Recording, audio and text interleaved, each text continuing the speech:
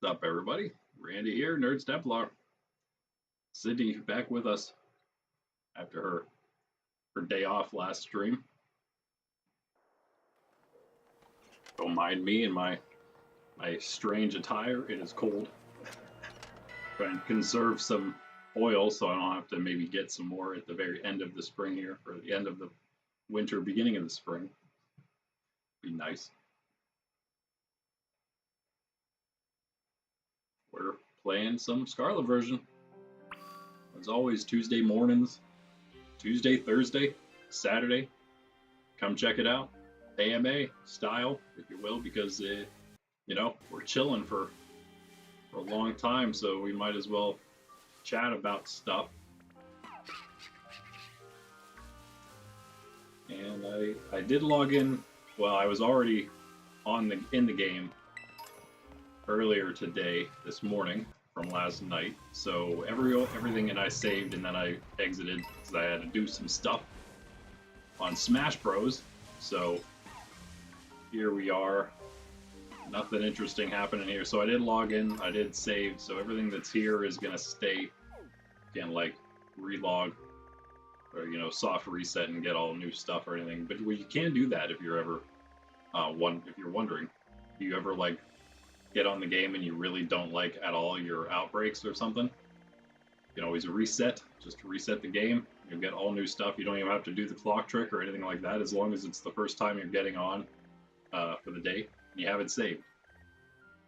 So we have so many Starly outbreaks. I've had so many. Probably just extremely, which is fine because that was the event we missed. So it looks like we'll be able to make up for that anytime we want. Got an actual Sawaddle outbreak. That's interesting. And I believe these event outbreaks are actually going for another week. So the Quacklevel ends on Thursday. That's going to be the end of the three Mightiest Mark starter Pokemon. I'm not sure if they have anything else planned for the end of this to go along to coincide with the end of the event outbreaks here, but I think they do go for another week or whatever. I have a Litwick, that's cool. I have that on my main. I just got that recently on there. Soon, because we're almost done with everything, we're going to hopefully actually finish Kitakami. I didn't even change the title of this stream because we didn't do any of the things that were in the title last time, finishing Kitakami and the Chi-Yu hunt, so we're going to actually do that this time. I thought about doing Quacklevel today. We are going to wait until the very last minute again, procrastinate, and do it on Thursday for the Thursday morning stream. So hopefully we'll be good because I don't have anything quite ready yet. I'm thinking about Bellable. I don't know if there's anything better than that. So, yeah, that I can get right off the bat here. Oh, Espeon outbreak. That's what we're doing today. We're going to hunt some Espeon. I changed my mind. And that looks like, obviously, it's the only thing that's going to be worth it. The Frigibacks up there is cool, because I love... All those evolutions are cool, in my opinion. They're not like... Ice Dragon's not amazing, I guess. According to a video done by the man everyone knows. I realize now how popular he is, but I mentioned him in the past, that Wolfie VG,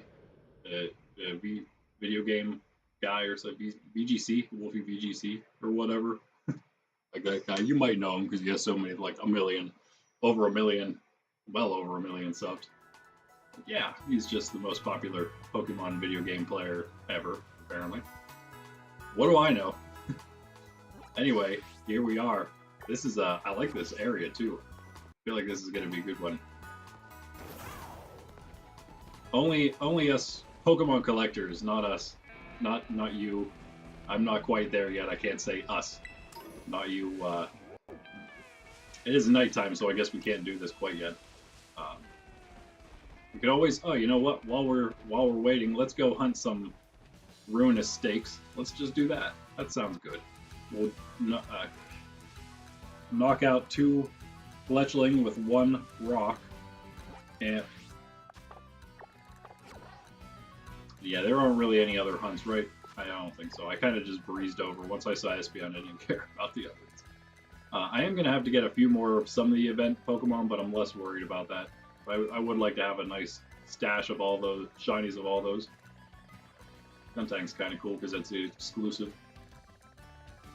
Litleo, Meowth, Knackle Stack, see those all the time. Yeah, I would like to, as I just gather more data myself every time we check it out on stream, we'll kind of be able to see, and we'll get an idea of which ones we see the most often, like Lockixes every now and then maybe. But I feel like I see a lot of Litleo, a little less but still a decent bit of Meowth, and a little less but still a pretty decent bit of Knackle Stack there. Skuntank I haven't seen a ton, but I'm sure that's not too rare. Of course, Espeon, I mean, any evolution is going to be rare. I don't know. I haven't seen any Eevees yet. I've seen one Umbreon, I've seen two Vaporeon, I've seen two Glaceon, and now two Espeon. But my last Espeon, and I hope it doesn't happen again, last time I had an Espeon outbreak, it despawned, although we're past the time. It kept happening around like just before 8 a.m. It happened to me twice, and that was around that same time both times. We're past that point, so hopefully we won't get a random reset of our outbreaks. And now let's go over here, because this, I'm pretty sure I know where one stake is at least. See how fast we can knock out these 8. And then I didn't get to hang out with my nephews this weekend. My niece, my younger niece, also got Let's Go Pikachu for her birthday this weekend, so that was awesome. Yeah, sorry, check it out. And Discord thing. Not our Discord though. Feel free to join that though, especially if you're a Pokemon trainer, you're into battling. We're probably going to have 2 different tiers. I would like to have 2 different tiers, and maybe even have a single battles league for, again, like a lower tier league that's also a single battles league. Just, you know, for people who aren't like super competitive and into all that. Yeah, okay, so here's the very top. Because not everyone, I mean, I'm just starting to get into it myself here. Not everybody knows all that stuff, but I'm sure a pretty decent bit of people do. So we're going to have, probably for that reason, eventually, hopefully, we're going to have 2 different tiers. And at some point, maybe if we need it, we'll also have like the, you know, the masters and the seniors, or whatever you want to call them. We can name them different things because it's an unofficial thing, and we're just doing it for fun, you know.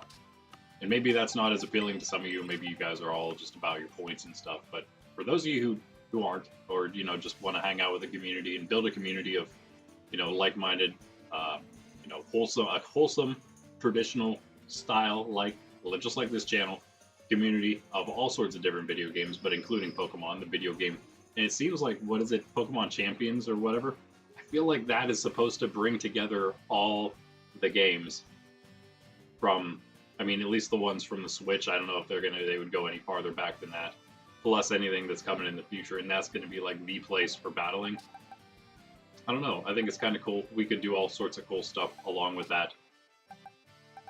So yeah, but again, it's just super casual.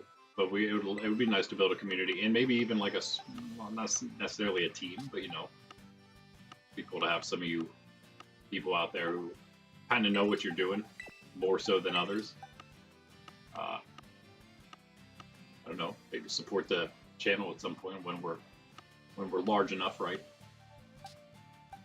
Because it won't be me out there in any regional stage or anything like that. I will not be doing anything like that. Although I would like to do the global challenges, or whatever they call them, the online thing, just through the game here.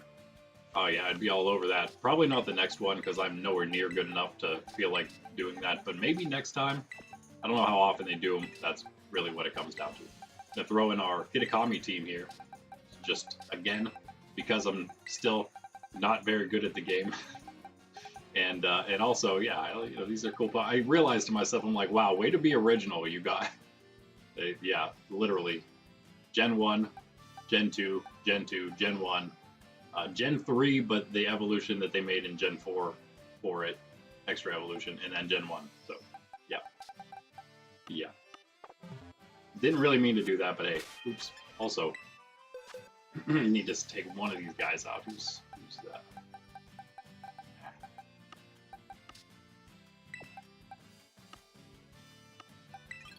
Alright, take it back.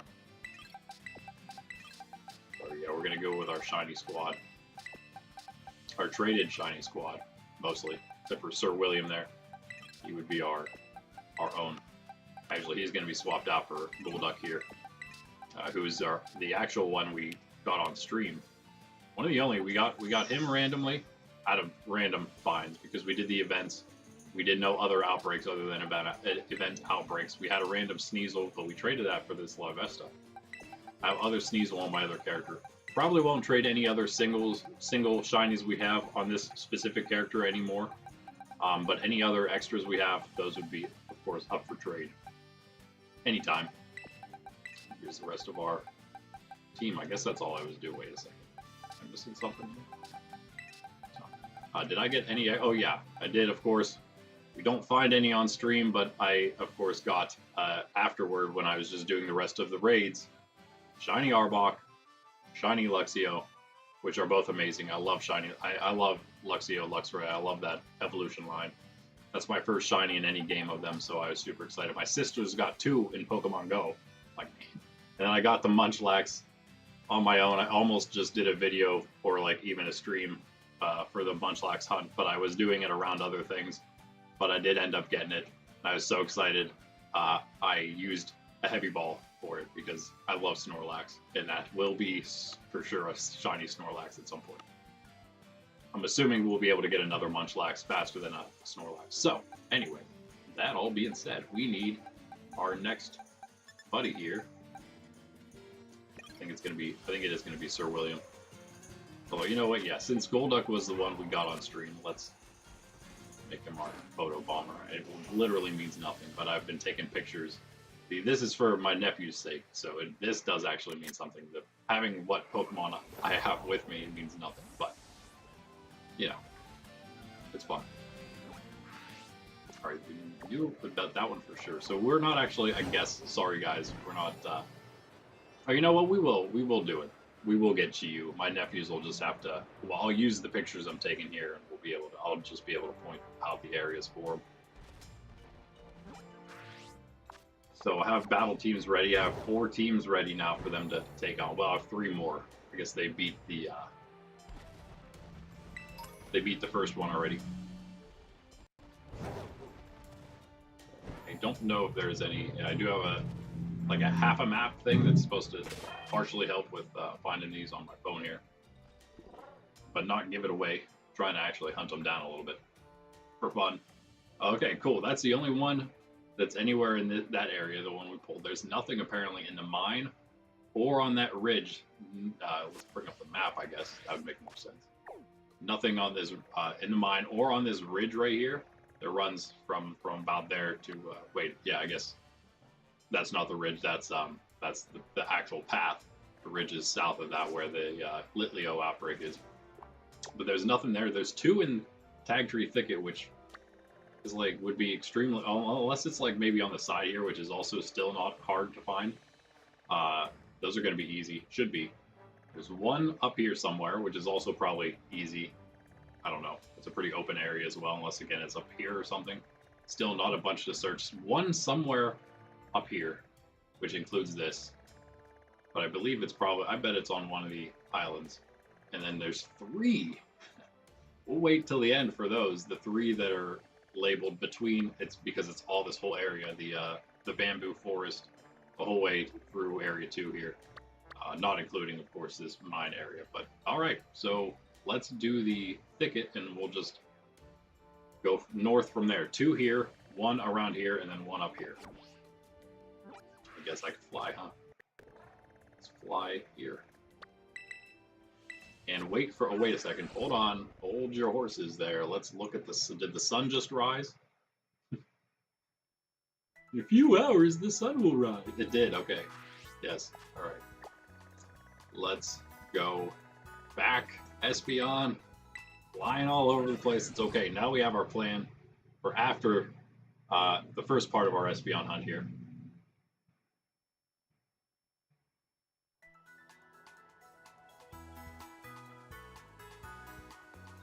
All right. Sorry if you guys can hear those trucks going past. I'm not sure why they. I always mention it. I feel the need to use their air brakes when they come through. Yeah, there's no reason for that.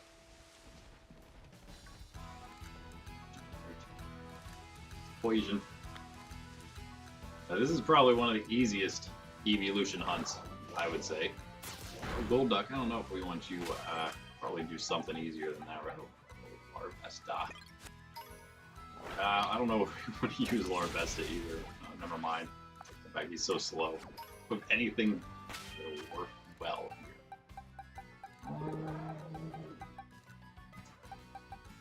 Just want to use Porygon. Porygon fast? I feel like Porygon Z should be pretty quick here. Yeah, that'll work. That'll work. Taking a little damage, but that's okay. They're getting decent experience with the level 35s here. Yeah, this is good because we don't really... We could level up some other low-level stuff that we might actually use these at some point, I'm sure.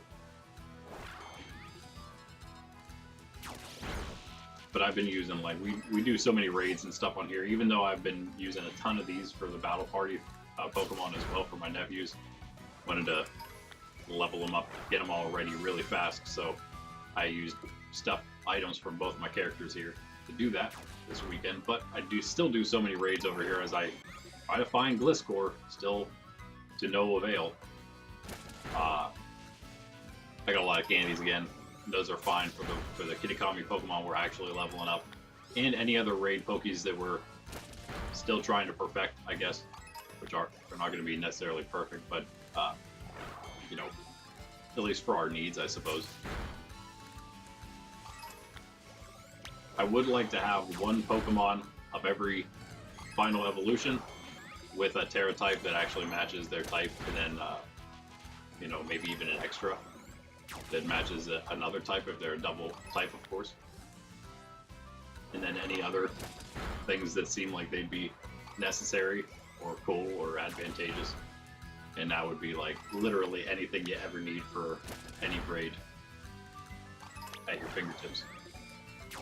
And then we could kind of mess around with whatever we want because we'd have access to everything. That's kind of another long-term goal, though. Basically, like, while we do a shiny dex, we could do that.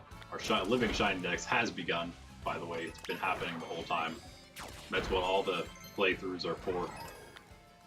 They're all part of the even larger living shiny dex meta series, if you will. Right now, the thing that takes up most of Nerds Templar's airtime, right? But it's all right. During the summer, once the Super Smash Bros. AI League is on its off season, going to be slightly less content, but there will maybe be a slightly different version of the Smash Bros. AI League, kind of different, and it's going to only be like once a week. It's going to be maybe a little longer, but it's only going to be once a week, probably, I don't know, Saturday, or now I'm not sure exactly because we do our stream Saturday, so I'm not sure which day, but once a week for that. And then I will also probably be releasing the end of Beyond Lumina, my own story, the end of the first part of that, the first book, if you will. It's just it's an audio series, really, more than anything. So yeah, we have about I don't know, I don't think we have full 10 episodes left. I think there's a little less than 10. We will be at the end of that. There's actually like more than another book already planned. I don't know exactly when that'll all happen, but we're building to it. Slightly more of an audience that would actually be interested in that kind of stuff. And then we'll slowly do more and more of that. If you guys are interested, let me know in the comments or whatever. If you're watching this in the VOD. Especially if you've already listen to / watch the Beyond Lumina videos and you're like, yeah, I've been waiting for episode whatever it is, 22 or 3 maybe it is 21.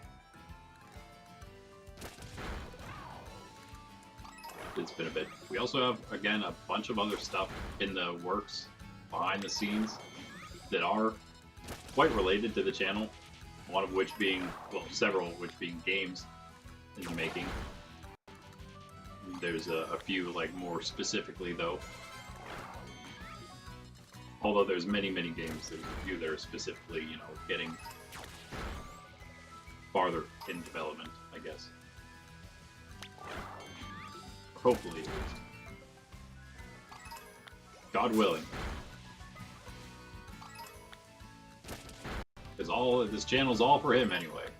I need to. There's a really big crucifix I have. Well, this is my late grandparents' house here that I now have. So, in the basement, my grandpa's workshop just below here. He has a nice big crucifix. I want to put it right back there on the wall next to that giant TV shelf. But I have to get it cleaned up first. So then we'll make it a little more obvious what the channel is about, the main mission here. I won't have to explain it all the time. Getting close, we're almost done. Porygon Z's hung in there nicely.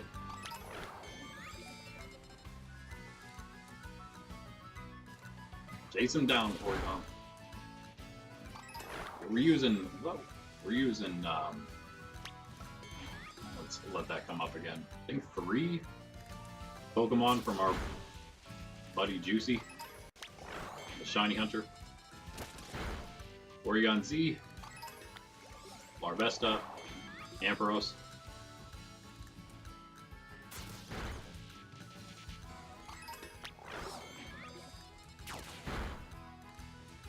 Superior End, I believe, is Sashin here. Or I'm pretty sure that was the same person.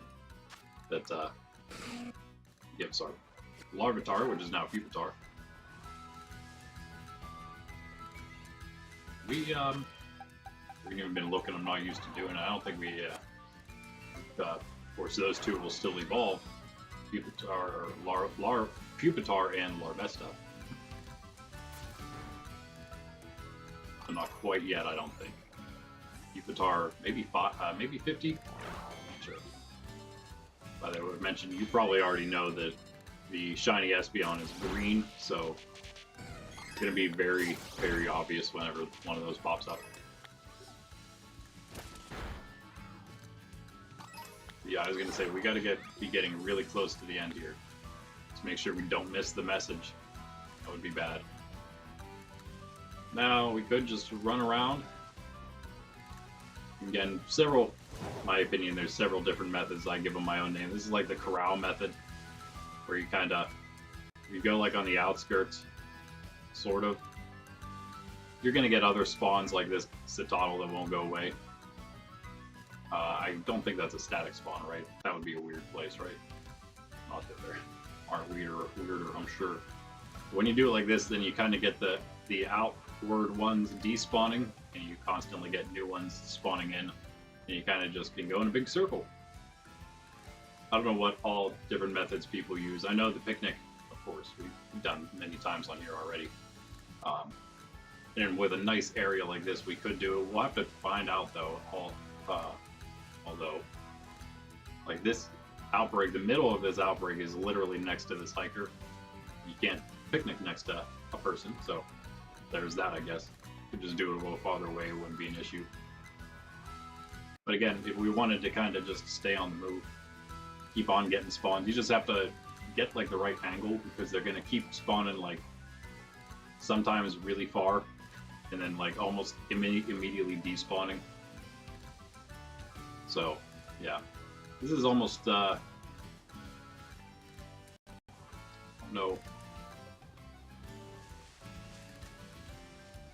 This is, I believe, my first evolution hunt with a shiny charm. First evolution hunt on this character, on stream, certainly. It's our first official hunt, in fact, on stream. It's not an event. It doesn't really count, in my opinion.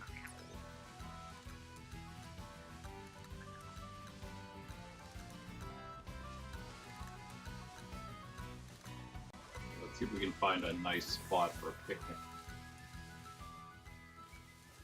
This guy, though. He's just been chasing us around the entire time. I don't know if it's actually been the same one, but it felt like it. So it seems like there's a lot of hill around here. Either like right here is going to be our best bet. There we go. Okay. Of course, you all know this method. If you don't, well, here you go. Just do your picnic so you despawn everything and then respawn it. And you don't really have to do anything. Hopping on co-riding or mirror riding, it does give you more of a zoom, more of an zoom out on your camera. So that's why I do that. But yeah, here's the problem with this is this is the middle of the area.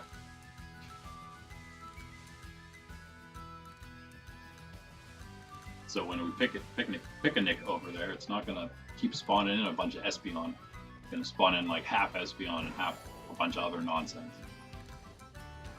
So here I kind of like it also depends, like the Espeon are not doing anything at all.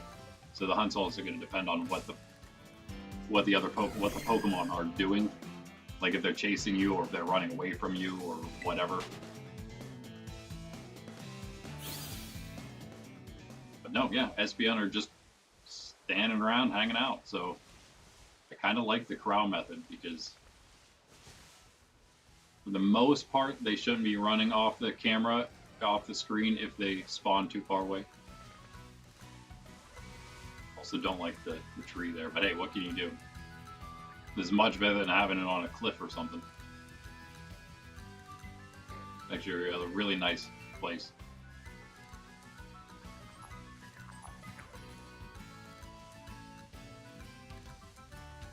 You can see all the spawns pretty much all the time.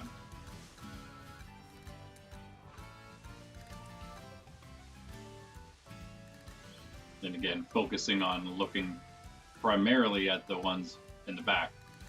I'm worried about the ones nearest to us, obviously, because we're going to look at those when the time comes.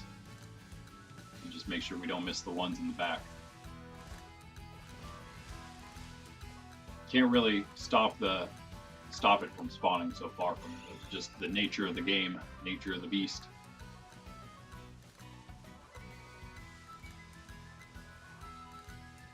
Really, even when you picnic, you run the risk of doing the same thing, maybe a little less.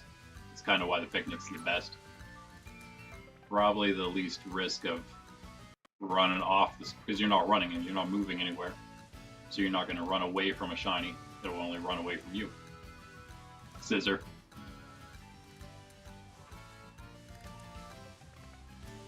That's okay, it's alright. I got my Munchlax. Doesn't matter. And really, again, everyone's going to have like a ton of shiny scissor because the Scyther event outbreaks right now. And if you don't get your shiny Scyther for a shiny scissor during the event, well, might just be able to help you out at some point. Might not be a good one, but it'll be one.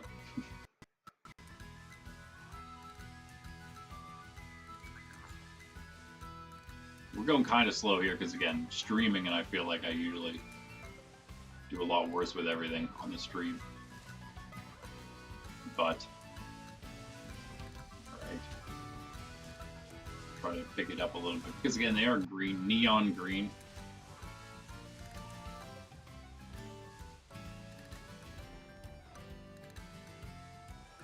We do need to get a bit farther away here because they're all in the middle there.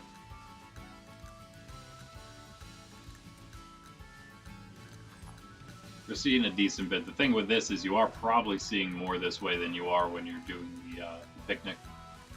Because we're just constantly... And it's just like there's just more happening. I mean, maybe you aren't seeing that much more because you're not getting a whole new set of spawns every time you do it. It doesn't take too long to get a whole new set if you're doing it not on a stream. You feel comfortable enough just kind of running in a big old circle like this the whole time. You do get a pretty decent bit. But there's always something new, another new one to look at. So, yeah, I don't know. Sometimes it's nice just to use multiple methods if you're hunting for a long time, right? Break up the monotony a little bit. Probably do that at some point. We can figure out a nice spot to picnic. I mean, that spot was okay, but it was sort of far away. Watch all those bushes and stuff in the middle there too, throwing us off a little bit, potentially.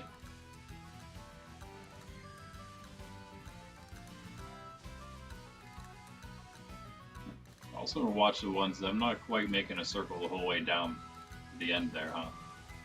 There are some spawning a little farther out that way, and outside of my path.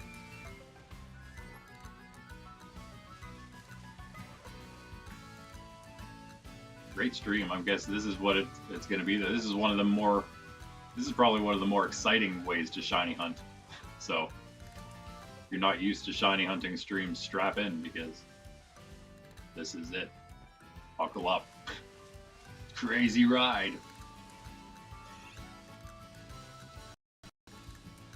All pays off when you see the green Espeon. We're gonna get more than one, by the way, because it's an evolution, so it deserves to be hunted all day, in my opinion. I guess I'll not do that though. Of course, we're gonna have nighttime, so anytime it hits night, I guess we're just not gonna do Kitakami today. We'll cut that out. Do Chi-Yu and this. That'll probably be what we have time for. It's not like. Luckily, we're gonna get most of the stream. Hello, alone in the flip. Most of the stream is gonna be daytime. That's nice, right? Is it about? I don't know if it's like an hour each way. It seems like it's about that, maybe a little less or something. It looks like we should get 2 days, 2 full daytime days to hunt here. And then we'll do Chi-Yu during the night, and if we have any more nighttime at the end, maybe. Okay, this guy. I left him there this whole time. 5 coins just waiting. Those respawn every day as well. Like game day, right?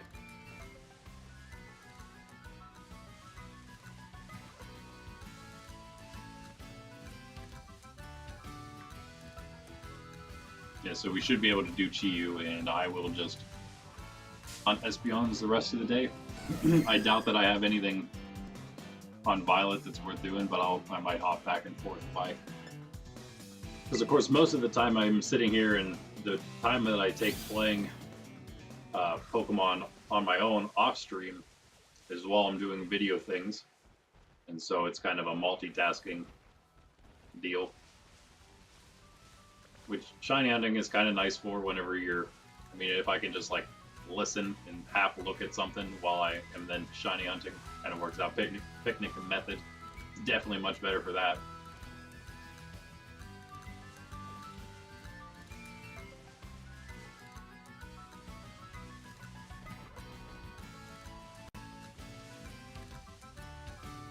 I'm surprised with the amount of shinies that I found randomly since having the shiny charm. Getting it. I am very, very surprised anymore whenever I fail an actual shiny hunt during a mass outbreak. Just doesn't seem like it should be possible. But then again, whenever I'm doing it, I end up getting Citadel, I'm telling you what. I end up getting other shinies, other random shinies instead of the one I'm hunting, so there's also that. Right, was this the character I'm pretty sure this is the one I was hunting, Gardevoir. And I got, yeah, and I got Citadel and Bronzong. Not Gardevoir. That would have been awesome, though. That is a brown pig, just weirdly shaded for some reason.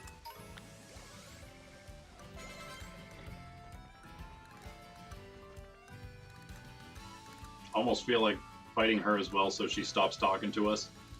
Putting that message up on our screen where there might be a shiny Espeon. Yeah, let's do it. Let's do it. Might as well get random experience, random EVs on these shiny Pokemon we have in the party right now.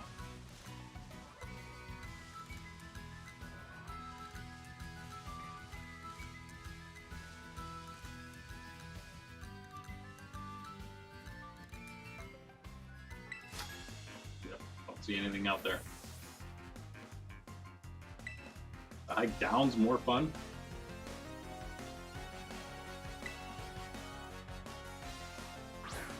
What's up, Pop?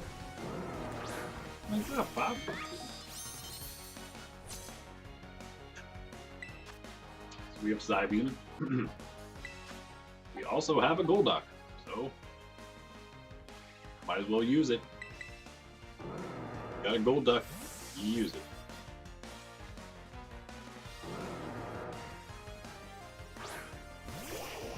Mudsdale named our Mudsdale Muddy. That's part of our level 1 challenge team. I don't know what battle team for my nephews. Let's just waterfall set might be enough. Probably lower special defense. And a critical. Good luck. Again, that's the one we caught. I keep saying it was on Poco Path. It actually wasn't. It was South Province Area 2, so it must have been down by down south of Portondo. I guess down by the river there. But still, very, very early on our other character, Temple Nerd, who still exists. I don't know how long it will exist, if we'll actually go to get the end of it, or if I might end up, because it's not actually that far. I might just get to the end, because it might not take all that long with the Pokemon I already have on there.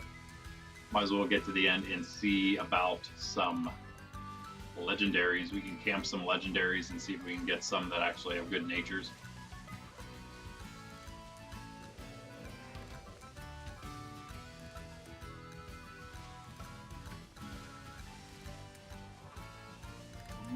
No shiny Espeon, but it's gonna be. It might be a bit.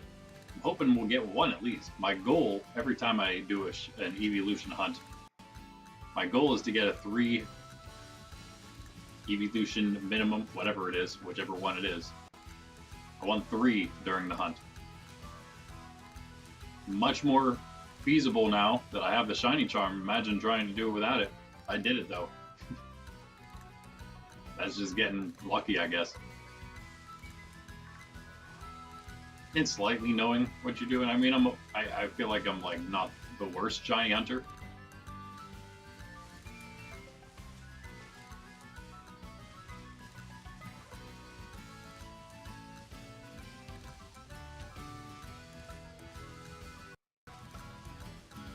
Some of you may hate it though, I don't know. I don't know how many people would do the whole running around thing. Like some do though. I've seen it happen.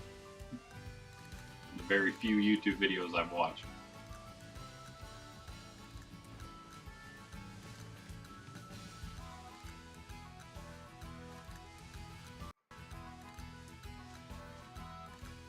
We're getting the pile up in the middle. That'll happen. That's fine though. I mean, right? Then you certainly, and sometimes that's good if it's a harder shiny to notice. This is kind of one of the good things about the corral method. As you see, they've been corralled. All the spawns are now in the middle of the big circle that I was making. It's also useful, yeah, if you can keep all the spawns within the circle, then the ones from the outbreak that you actually want to look at are not the ones despawning. And you're despawning all the non-outbreak Pokemon in the circle around you. And you end up with a bunch of Espeon in the middle that are not shiny, unfortunately. Right? Yes. So, back out a little bit. Start again. That's the best I got. That's the best I got. It's that and the picnic, really, for them. And then there's other, like, you got like a Chansey. Chansey's fun because they'll just run away from you, so you basically just check every Chansey. Check the Chansey, let them run from you, and they'll just despawn themselves.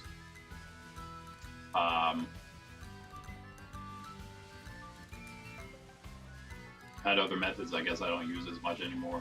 It was like the one where you just go back and forth, really. Come into the area, then leave the area, come back in. And it all depends on where the hunt is, what you're hunting, you know, how they move. But also the landscape, big part of it.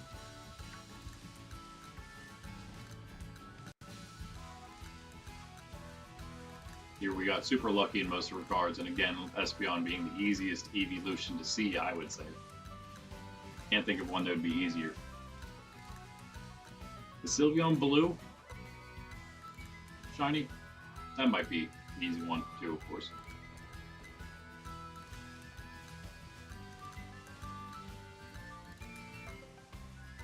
Although, you know, I mentioned before I did my own Umbreon hunt, I didn't know for sure how easy Umbreon would be. Super easy.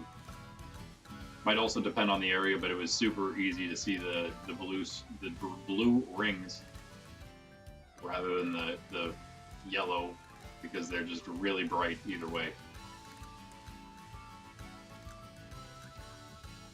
Okay, again, kinda out here a bit.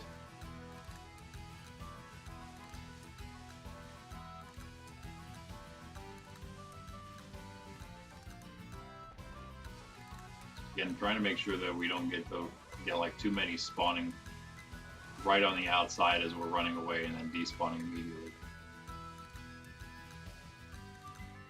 You never know. I was doing a similar method with Gardevoir. It's kind of doing like a back and forth, going back and forth through it. So kind of despawning one side as I'm checking, and you kind of have to run and look back behind you while you're doing it. But still, even so, never know how many are going to be spawning and despawning almost immediately. So I could have missed one that way. You just hope that's not the thing that happens. Shouldn't be that many that do that, right? So chance should be very slim of it being the shiny.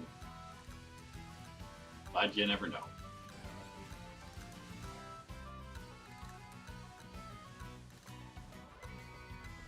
Then we're getting a lot of pile-ups in the middle.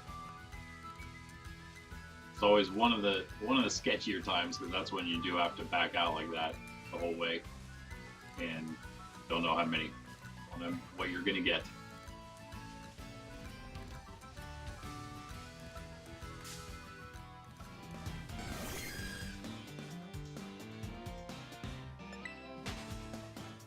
Seen quite a bit already, though. I'm not sure what exactly the rate is, to be honest with you, with the shiny charm. Oh, hello there, Fletchender.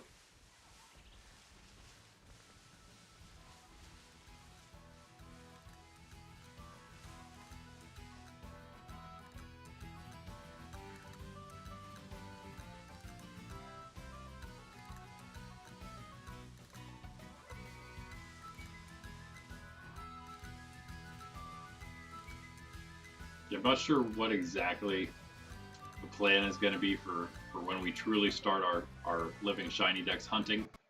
It's going to basically be every stream trying to hunt. I mean, it's going to revolve more around that instead of... That wasn't a shiny fleshling, was it? It'll revolve more around that than anything else, because we're going to be done with everything else. So most Scarlet version streams will just be, yeah, shiny hunting stuff. Nice to get some kind of idea of how we'll do. I mean, it's going to be based on, for the most part, our outbreaks until we hunt all the ones, pretty much. I'm already getting to the point, and we're going to do them all on here. Like, I'm going to get all the shinies on this character. I may not hunt them all on stream, but I'm going to get them all on this character. And yeah, on my main though, I'm already getting pretty close to being like, sometimes getting hunts, getting outbreaks, and having all the Pokemon. So it won't take too long, I don't think, to get to that point. Hopefully. And it's gonna somewhat come, and most of that was hunted without the shiny charm, so it should be a little faster, I'm hoping. To get super unlucky, however.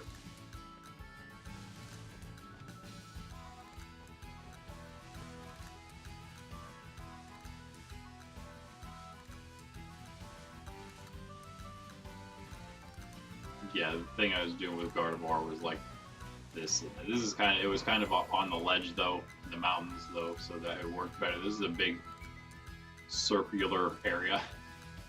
not very narrow, so it doesn't work as well. But this would be, you know, spawning half, despawning the back half, just doing the same exact thing.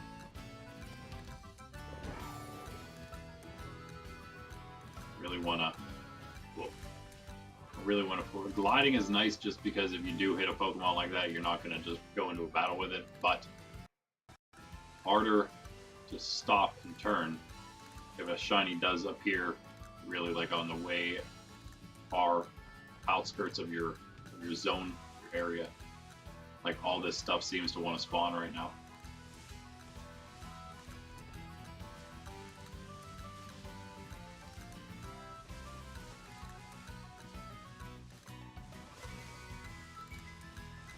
Oh man, we might be losing daylight here in a bit.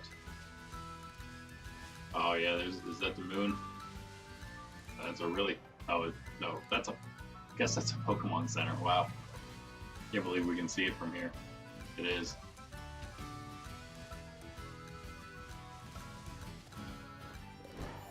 That stuff, I don't think we're done yet. We're getting close.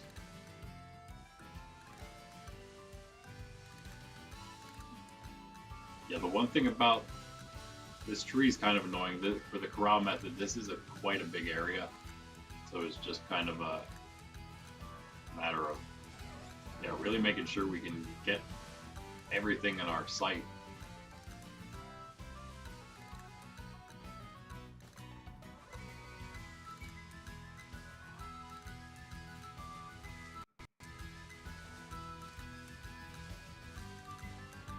I mean, I'm assuming they're all always the same size. It's just a matter of whether they're like on a ledge or something. And if the ledge is big enough, then nothing's going to spawn on the other half or whatever of the outbreak, thus giving you a smaller area.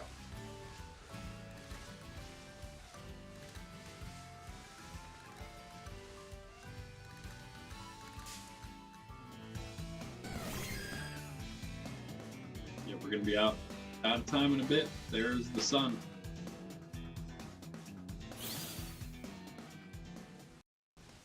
But yeah, we're going to have one more shot at it. I think that's all we'll have. It looks like we're going to have maybe another decent chunk of nighttime before the stream ends later on.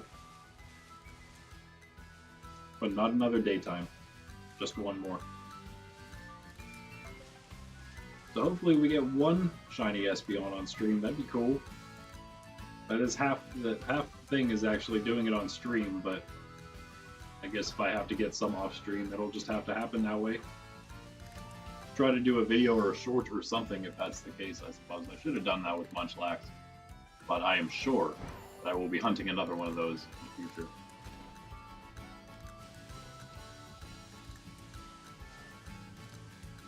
We need another one if we're going to have Munchlax and Snorlax, right?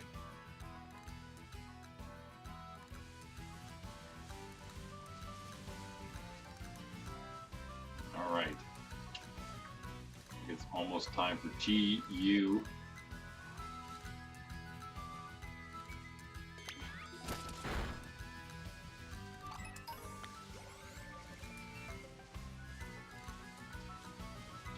No Espeon this time. It's alright.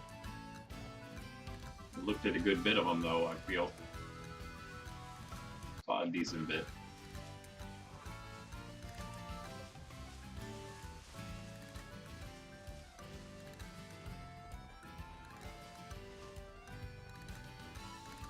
Of course, doesn't mean anything. We're gonna leave here and probably find a shiny. Tends to be what happens, I feel. So what's been happening to me?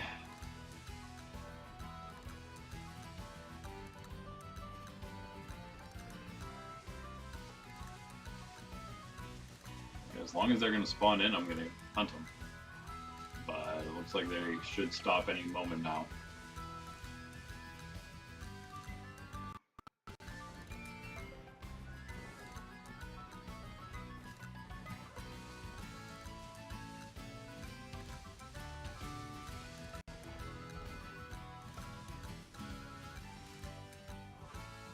What that thing was up there.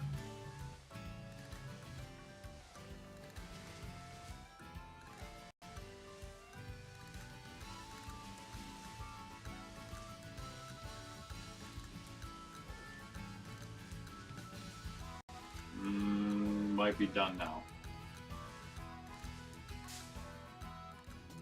Yeah, looks like we're getting Murkrow, so yeah. Alright, on to Chiyu. Well, onto the stakes. Got one. And now it looks like we are going to have 2 nights to do it, so should have plenty of time. Of course, again, I'm not sure exactly where they are. I have the faintest idea. Oh, there's 2 around here.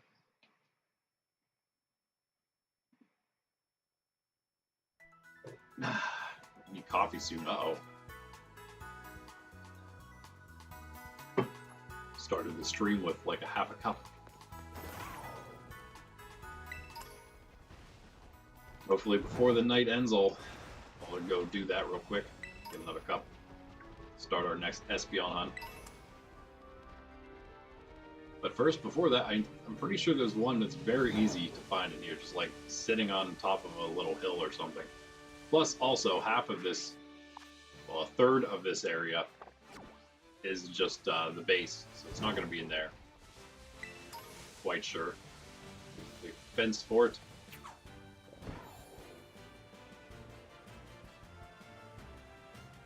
Bit of a lag tree thicket, but it's not too bad.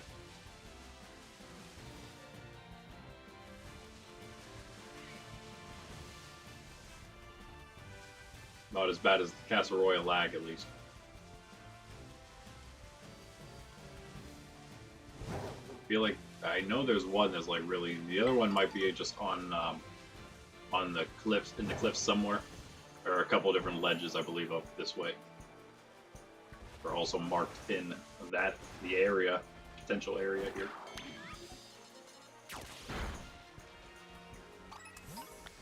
I don't check every tadpole, but when I do, I'm hoping it's a shiny. Of course.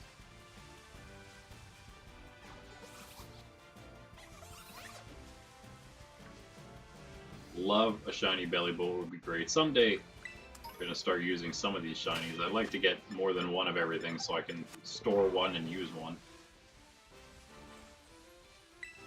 They don't call us Nerds Templar for nothing. I used to doing raids in Chaldea, to be honest with you. I have a feeling that the one I'm thinking of is back in this section. You already looked at that, right?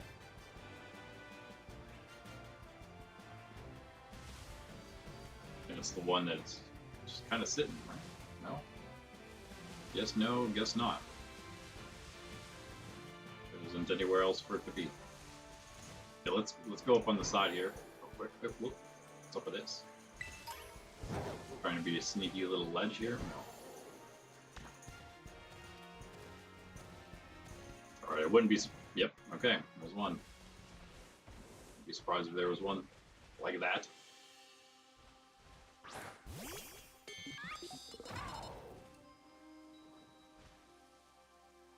Perfect.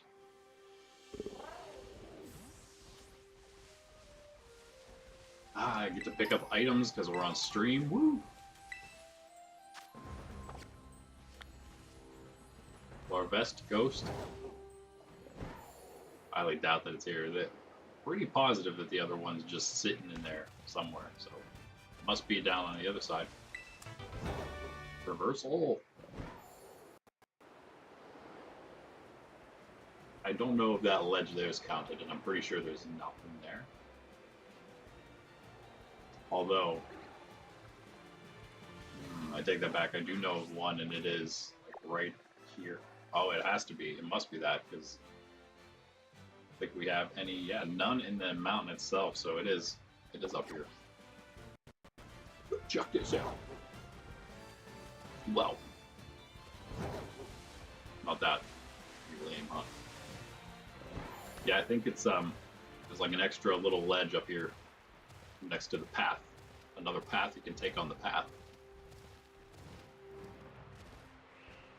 Let's go back this way. Yeah, right here. I think we're right below it right now. Maybe. Those small lives. Be looking a little closer, because again, you never know.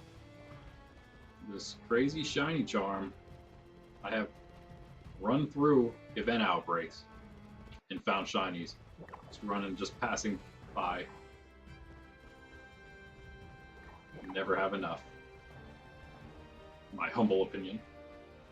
Mostly because we're going to be, you know, giving them away. Knackle stacks up here somewhere. Oh, or it's either up there or up here. I'm going to guess it's this way. It's up this, maybe even up there. Yeah. This ends here.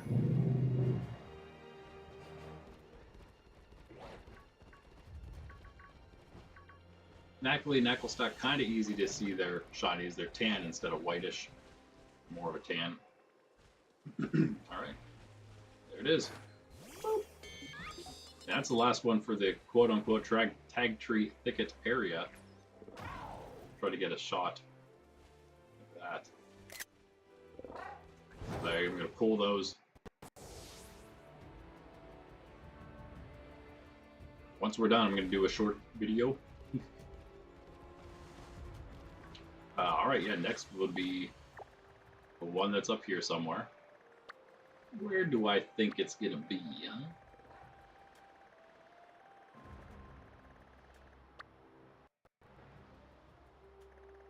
I don't know, to be honest with you. It's a lot of, like, hills and stuff over here. Kind of in a higher level area here as well, so maybe we shouldn't use our shiny team anymore. Slightly too low, probably. Squawk's up to 50.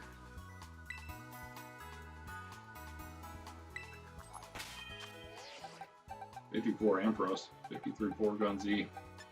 Not the worst, but what else do we have? Catching a few more in the raids, you can see there, a bunch more maybe. Some new stuff that I didn't have before, I just couldn't pass up, but you see there, we're filling out the Pokedex. By the way, speaking of, do some rewards since so I don't have to look at this constantly. We're actually 71, only 29 away from filling up the Kitakami Dex. Got another Friend Ball. We've got one Reaper Cloth. Heavy Ball next, the one to replace the one I knew we got another one eventually. There it is. We used the one on Munchlax. Paldea one, I suppose.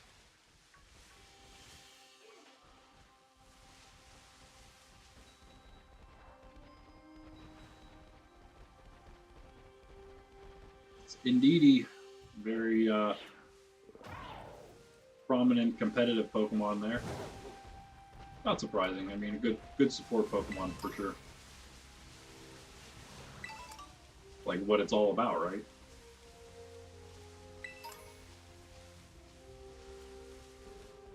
I don't know, I have a feeling it's probably up here somewhere.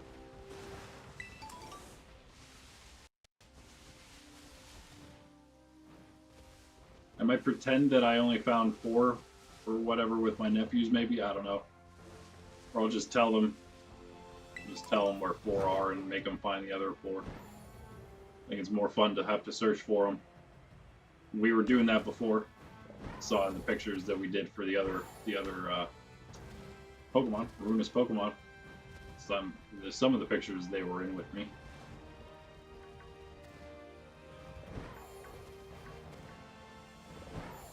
Doubt it's around in this area somewhere.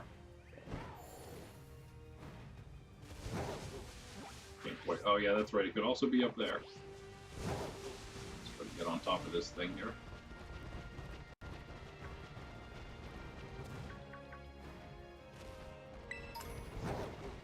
Potion.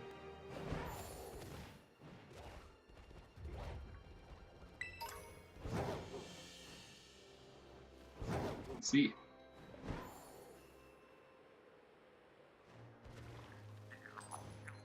Remind me of a room. Remind me.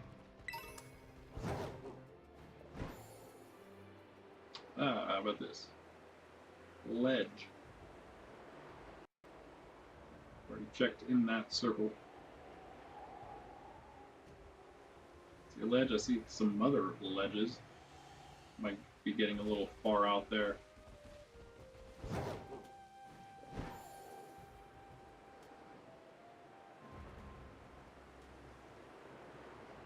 I remember, oh, wait. A second. Oh, wait, we already did, that's right. I remember checking over here, but that was for the other place, the other side, whatever this northwestern one. Pretty sure we didn't find any other colors, the blue that is, over here anywhere.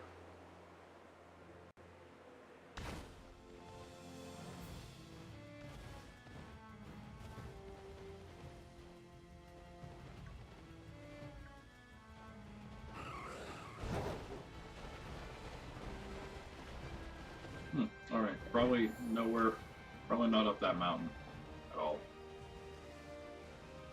I think, yeah, we're just supposed to stay. Could be up here somewhere. I don't know if we checked all this area. Also didn't check over in the dragon lakes. Certainly be there.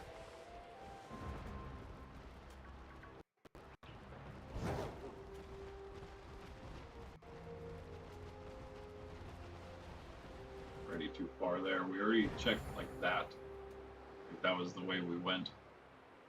It's really just here. Or, it's not going to be here. I doubt that it's here, but could be. For all I remember, one of these many little ledges. In fact, that would make more sense to me. We'll see.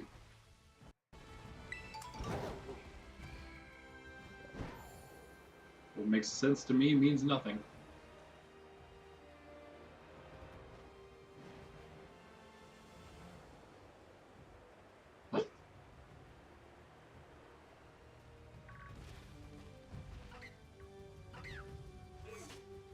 Sitting you sleeping and waking up about 3 different times since the stream started already.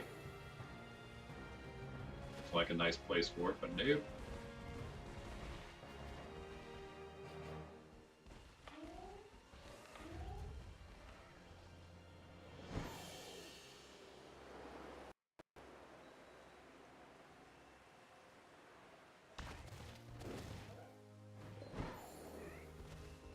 Hello there, bear.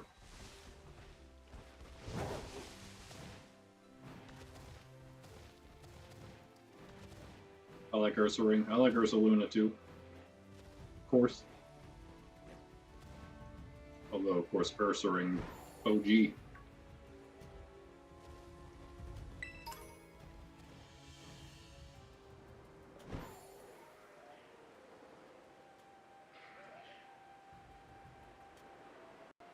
Alright. Alright. Yeah, let's go check the dragon area, I suppose, real fast. I feel like there's a lot of places it could be hiding around there. Making pretty good time. We only really are going to have to deal with hopefully the 3 in the at most the 3 that are in the area 2 or whatever.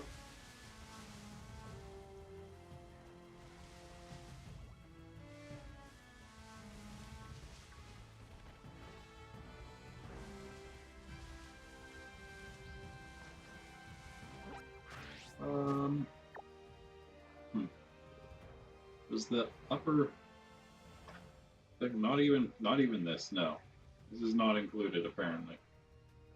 So go here, and then maybe hopefully it's there, and then we can just hop right into the water and look for the last one up that way. Once we find that, we will have all the ones except the 3 in the east area or the north area too.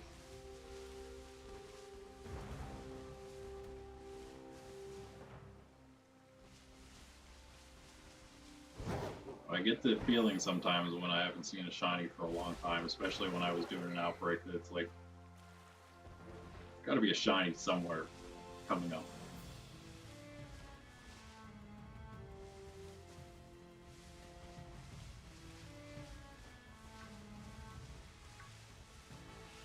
Just hanging out in the corner over here.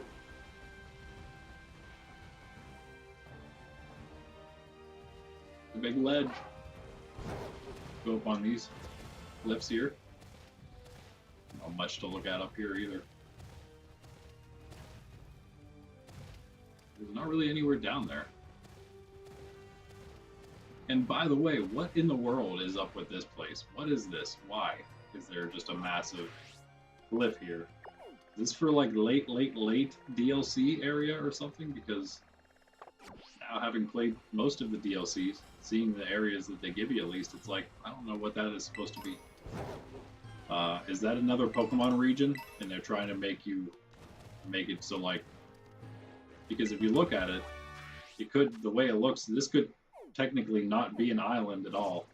And we could be on a peninsula, and this could be a mainland right here, extending out from Paldea. I have no idea. Maybe they've already explained what that is supposed to be. I don't know. Maybe it's Sinnoh.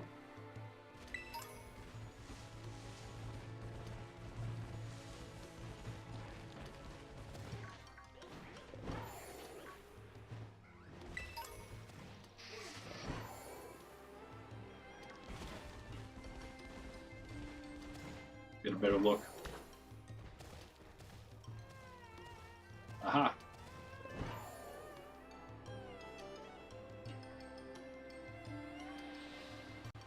I could fly too, guys. These are some very promising looking areas, but that means nothing.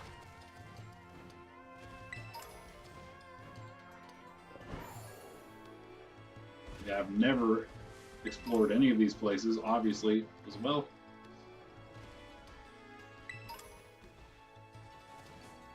Is that where we saw the Bisharp and stuff right there? Yes. That's just the path.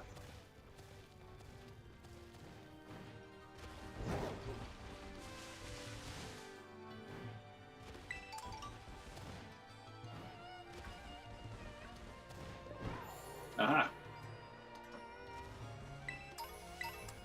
I cannot wait to play the new games on stream with you guys. It's gonna be so fun.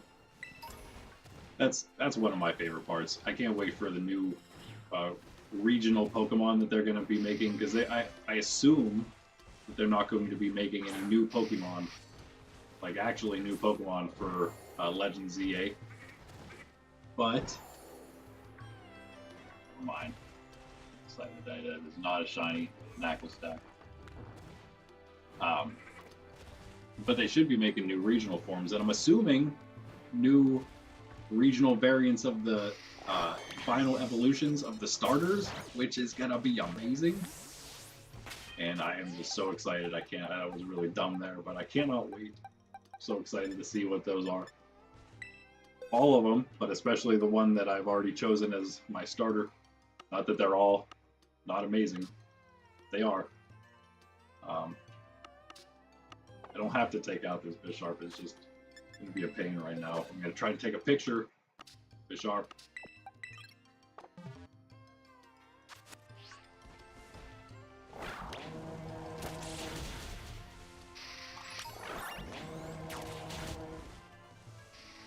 Perfect, perfect background to use there. So we probably shouldn't put away the... we weren't using that one, never mind. I've been taking pictures with Porygon Z, but they were supposed to be pictures with Golduck. That's okay. Let's get this angle here.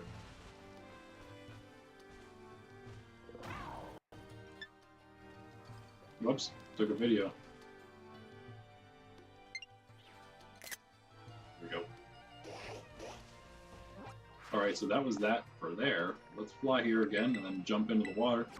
That'll be the last one we really need to get. Actually, you know what? Let's get this one, and then I'm gonna go grab another cup of coffee, and we should still be in nighttime, and then definitely good to go for Espeon Hunt Part 2. Let's hop. Let's just check all the islands. It's probably the big one, but you never know. This is the Electros Island. I don't think it's there. I think we'd see it by now. It's not in that corner, though there's probably an item or something. Goofy. Ah, we're going the wrong way. We probably could have almost made that island. You know what hunt is not going to be fun? Arrokuda. That's one that I might just have to like go to any outbreaks I ever see of Arrokuda and just hunt them the whole way down and hope my Pokemon finds one for me. It's probably the best way to do a lot of them. At least a lot of the more common hunts like that. So you can find Arrokuda probably once a week, maybe, in an outbreak. I do not see an ominous stake or any other sort of stake. My nephew, my younger nephew says, look for the meat. We're gonna go look for the meat. What are you talking about? Oh, the steaks. Ha ha ha. I see. He didn't mean it as a joke, but it was hilarious anyway.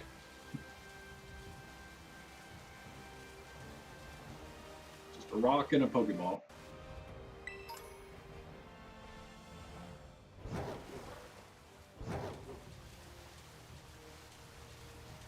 Floatzel, yeah, Floatzel's the big one, right? Can't believe I just forgot that. Right? Floatzel, part of the level 1 battle team as well. Difficulty level 1 battle team.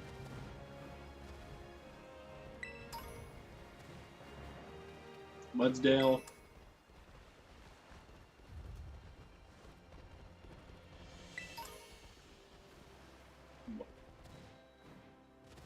Arcanine.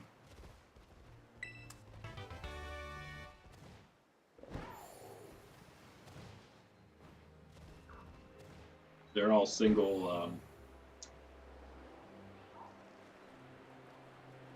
Where's the rest of the single type that is? It must be, yeah, it must be just the mainland area here that's left. Yep. Did we already kind of check this?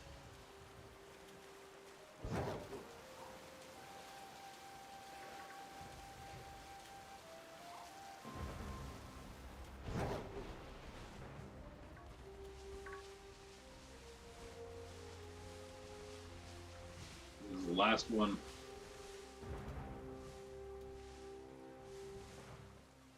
I see the moon looks like it's going up still. It looks like we've got plenty of time.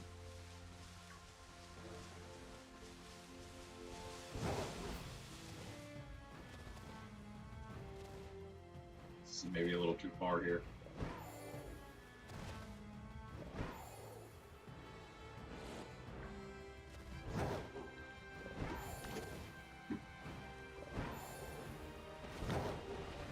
Lock X this way.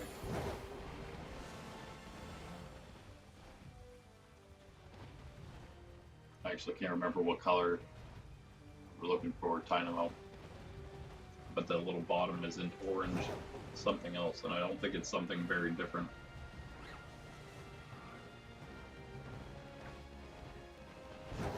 Now we might be a little too far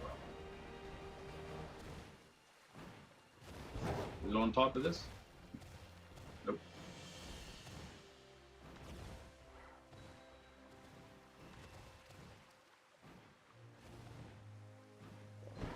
Let's go this way. Check if this is on my in range at all. I don't think so. No. Just below. Get out of here. Just below it. That ledge, though, down there, I think, is included.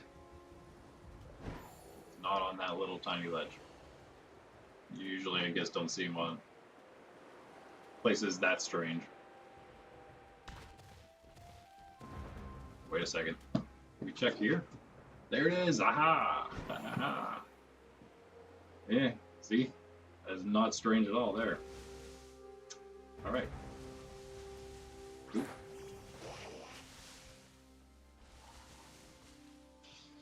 take a picture like this. Easy enough. You know what that thing is. Giant cliff of nothingness.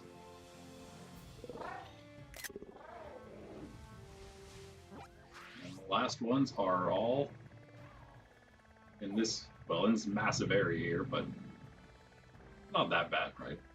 About the middle. Fury Falls. At least we have this fly point. This is the closest fly point to any of the shrines, probably. The shrine is just above it. You can only get those fly points, I believe. The only way I would know is if you actually take the history class. You check in Scyther. Daddy, as many Scythers, shiny Scythers as you want. What are you doing? Leaving us, you just left us and leaving again. You can go investigate upstairs. They're right in here. The coolest of the shrines, for sure. That Houndoom is underwater. Doesn't seem like a good place for him.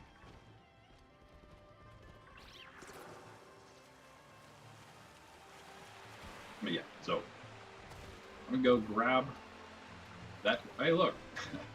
Well, there's one. I only have 2 left after this, then. Okay, it's easy. I mean, you always want to check right next to the shrine, right? You're trying to hide the things that lock the shrine up. Obviously, you're going to hide one of those things right next to the shrine's location, because you can't get much more hidden than that. Again, these things are supposed to seal up really dangerous Pokemon, so nobody can unlock it. But you know, until somebody of a pure soul comes around, apparently that's us. Has to be. We're the protagonist of the story. I'll be right back. This copy is empty.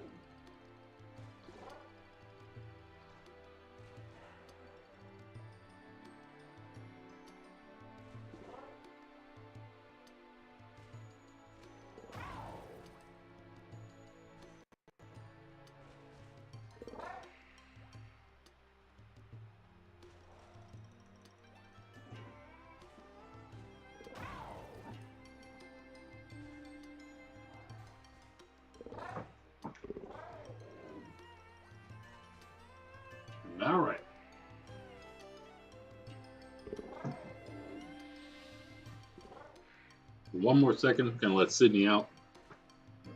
What side? Be good. Yeah. Be good. Be good.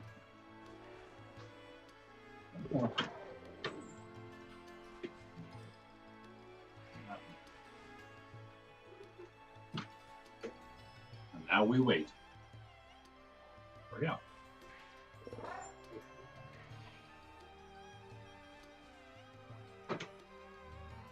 Just standing there, of course.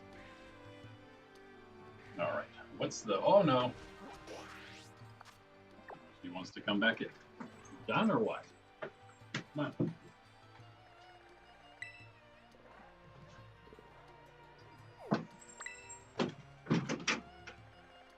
I am interested in that Litwick outbreak as well, but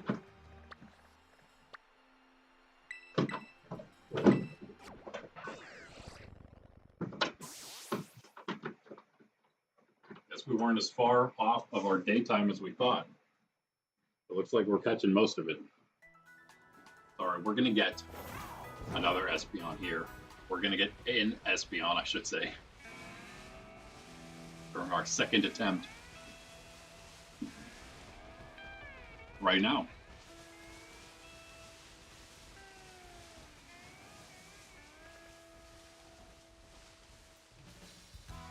Coming up, pup. Coming up. Come here. Come on. Again, with the... It's so hard to tell. I mean, they aren't white. They are pink. It's shiny, but... having that strange gloss to them.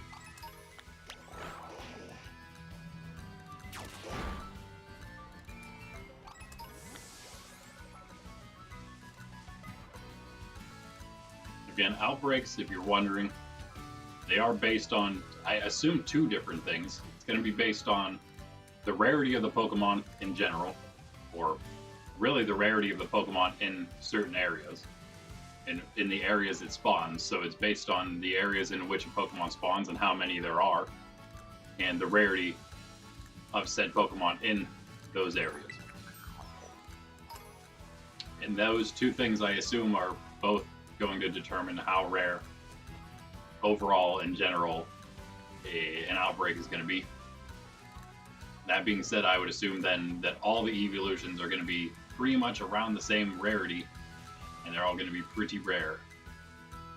But not super rare, as again, this is my second Espeon outbreak I've seen.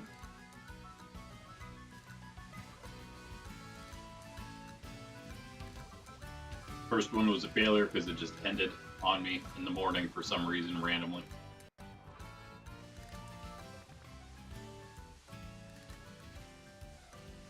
I had two Vaporeon. I think I actually forewent one of them because I had literally just hunted Vaporeon. I got more than 3, I believe. So I actually didn't hunt it again that time. There must have been something else I was hunting, maybe. I think I did the same for Glaceon. I believe we had maybe the Glaceon on here once. It was right after I hunted Glaceon. And again, I thought to myself, maybe I'll just wait. At that point, I thought maybe I'll just wait till I get the shiny charm. And then it'll be so much better. Maybe. Then, of course, I got the Umbreon outbreak, and I wasn't going to pass that up on my main. And that is... I wouldn't pass any of them up, to be honest with you. I just passed up the one I had already done for the time being. But now with the shiny charms, anytime I see an evolution outbreak, it's going to be hunted until I have full boxes, maybe more than one full box of extra shiny evolutions. Because why not? Hoard them, hoard them all. We're not going to just hoard them. No, those will be some of the main type of giveaway Pokemon, of course. Shiny evolutions? Are you kidding me?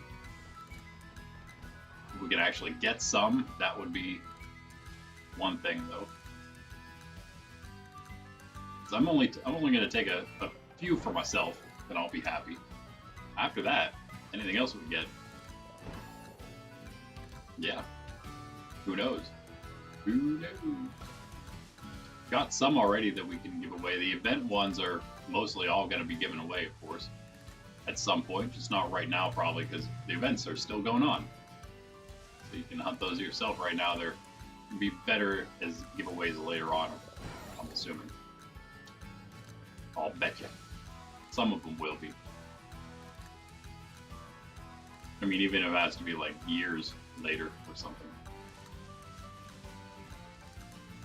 When the next game comes out and everyone forgets that there was that one time they had a Scyther and Poliwag event outbreak. And Scarlet and Violet. They're like, oh yeah, we have all these shiny Poliwags and Scyther to give away.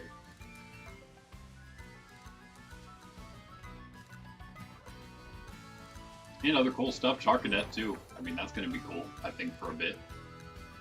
Also a tougher one. I'm super excited to see. It's always exciting, and I haven't been around as a player of Pokemon for a new release since they remade Heart Gold and Soul Silver. So it's been a long time. And at that point, right, it was literally just they updated a lot of stuff, but it wasn't like, I mean, I guess all the remakes are like that. It wasn't like there wasn't anything extra or whatever. You had the remake, which was great. I loved it. I got Soul Silver. But there wasn't anything more, like the Legends series now, that coming out, that's going to have some extra stuff, new Pokemon variants. But then, of course, Gen 10, that'll be fun. I don't know how long it's going to be for that. Apparently they announced that this is the last year for Scarlet Violet TCG series, which means what? What comes next? Because Gen 10 isn't even announced yet. So if they plan on starting 2026 with a different series, I don't know what is going to happen, but that's interesting, I think. I'm pretty sure that wasn't fake news. I think that was an actual announcement made by them, so.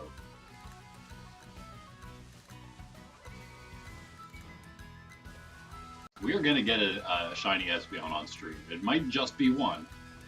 And I really hate to have to do it just to get 3 of one shiny. I have to set my clock back, even if it's just 12 hours. I try to play the game El Natural as much as I can, but hey, if it's for an evolution, it's worth it. And in the future, we're probably going to do a lot more. Eventually, I'm going to get tired of trying to find a Gliscor raid, and I'm just going to keep resetting for one, or I'm just going to not. I'm going to trade somebody. Gligar. It's a Gligar. Gligar. I know he was in the anime. Star of the anime. One of the episodes.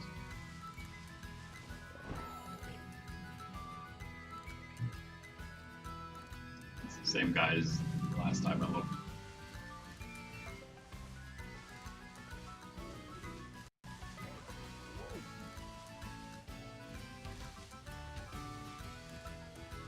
Yeah, day came a little bit faster than I thought it was gonna.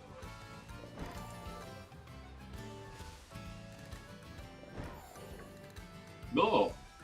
Oh, bigger Ulf.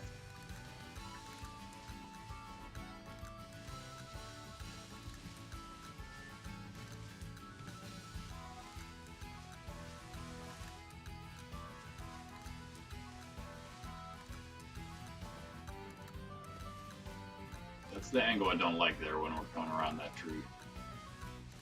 I think we're pretty safe. I don't know if they're really spawning right up against the ledge there anyway.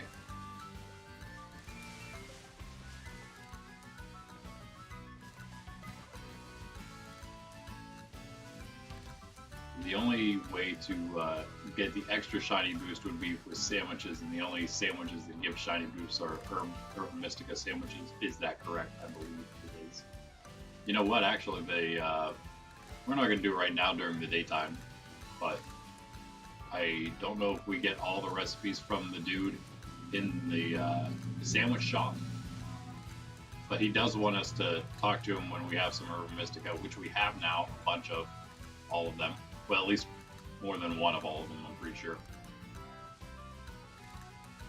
I'm doing a decent bit of raiding on both characters at this point. It's kind of become one of the bigger things I do, I guess, which is, again, normal, I suppose, once you're done with the game. It's just funny that it's great that my nephews already do so much of it. They, of course, tend to do the low-level ones. They have also restarted a new character on a different profile, so they're, again, back to doing, like, 1- and 2-star ones and thinking they're great because they're rolling over those. Like, yeah, should be rolling over even 3 stars once you actually are at the end and the 1 and 2s go away. It's still rolling over 3 stars. And 4. At this point, we're pretty much rolling over all the 4s and have pretty much take out any 5s. There was actually there's a Fairy Chandelure 5-star raid that I did yesterday, and I'll tell you what, that was giving a lot of people trouble. If I find a cool one like that, I do it online, even if I can do it myself. That one I probably wouldn't have been able to do myself. I was struggling with it. It was hilarious. I tried Tinkaton at first myself, and then realized my folly immediately. There's just no way. I was just trying to get through, to get Terastallized, to get out of the steel typing away from it. So then I'm like, okay, well after that I should be fine to just bash this fairy type Chandelure a couple times and we'll be good. No, it didn't work out, and because the timer, I guess, just went down too fast. I'm not sure exactly why it didn't work out, but I completely failed at it. And realized that Azumarill was one of my better choices. I think that's who I ended up staying with for the end of it. Unless it was... No, I don't think it was. I think I did end up going Dragonite. And I just... Yeah, because I tried a bunch with Azumarill and everyone kept picking steel types thinking that they could take it with a steel type, and every single time they realized they made the same mistake I did. And it just was not working. I went back to it though. I looked at everybody on my team that could possibly do something against it. I ended up going with Dragonite, I think is what I did. Just to get away from the fire damage. And also it was the one that with the Steel Terra, so it has Iron Head. I did not Terastallize though. I didn't even use Iron Head. I'm pretty sure I just used debuffs and stuff the whole time and kept people alive on the team, and it only took one try that time, and we did pretty good. That was a cool one, and we needed I needed good players with good Pokemon to take down that 5-star, so that was interesting. I didn't do my 6-star last night. I can't remember what it was, but it gave me a little bit of trouble, and I just didn't want to try anymore. I guess I just didn't try. I don't know if I tried at all online. I just given it up. I was done after finally doing the Chandelure, which I have now, of course. I caught that thing. There's no way I was letting that thing go. Oh wait, we're in Paldea. Why are we? Wait, yeah, you guys do not belong here. You're in here. There it is. Caught in a heal ball because it's a fairy type Chandelure, so caught it in the pink ball. Just funny. I think I don't know. It's interesting, right? I don't know if it's amazing if you're going after this Chandelure and you're like, I'm going to take a dark type. Well, no, you're not. Would ever use Chandelure, though, I guess. It doesn't have like one of the highest special attacks, non-legendaries or something in the game. I think it has something going for it, but well, that actually makes it any good. Probably not exactly the thing you need. Seems like all you really want power-wise, you just take whatever the restricted Pokemon is, whichever one of you're choosing, and then that's most of your damage right there. The entire, and everything else supports it. You might have one other hybrid. That's what it seems to be. I watched I finished day 1 of the most. It is Vancouver, right? The most recent regional. It's really the first competitive Pokemon video game that I've really ever watched. I watched a bit back whenever I was watching some of the TCG. I caught a little bit here and there, but not really a whole lot. Now that I'm actually playing the games and slightly understand more of it, it's helping me get a better feel for everything, I suppose. My eyes were playing tricks on me. I thought that one right in front of me was green for some reason. Just been looking. Sometimes you just look at the same color for so long that it just looks like it's a different color for all of a sudden for some reason.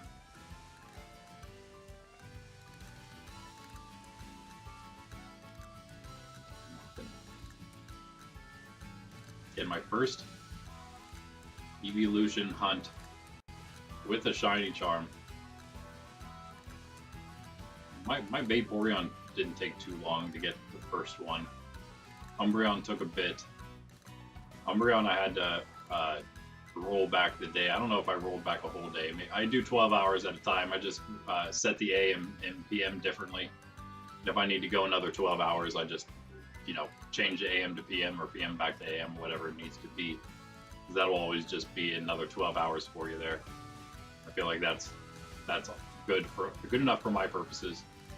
And then once I'm done, I just hit the thing to make it synchronize with the whatever the real time. Which I am currently, hello there, we're all again under the tree. Currently not a huge fan of the whole springing forward an hour thing, because now I'm like, I was waking up around 5 and at the latest like 6, and now I'm waking up like 6 and sometimes later I'm not ready to wake up and I gotta get myself up at 6. And I don't like to have to. I'm used to just being able to be up by then, no problem, just naturally, and now I'm not. So that's kind of annoying. And we weren't doing overnight adoration at my church here for a bit because we were having some work done in the church, getting the pews refurbished to look amazing, and we're pretty much done. So we're going back to doing that and try to work myself back into being able to get up in the middle of the night. Now with the clocks different as well. I know it's actually easier, weirdly enough. I guess when you do fall back an hour, it does give you an extra hour, but yeah, I didn't feel really either way, like not refreshed, I guess, when I woke up, even when we sprung forward. It's just that now everything is an hour later, so no. Espeon won't let us get away.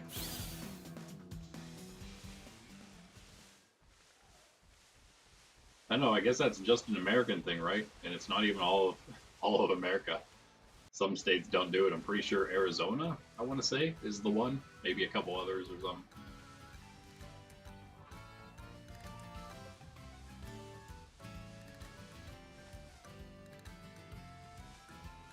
It does not make sense to me. I'm not exactly sure. They say it was to help farmers out or something. But everything I can tell, it does the opposite of that.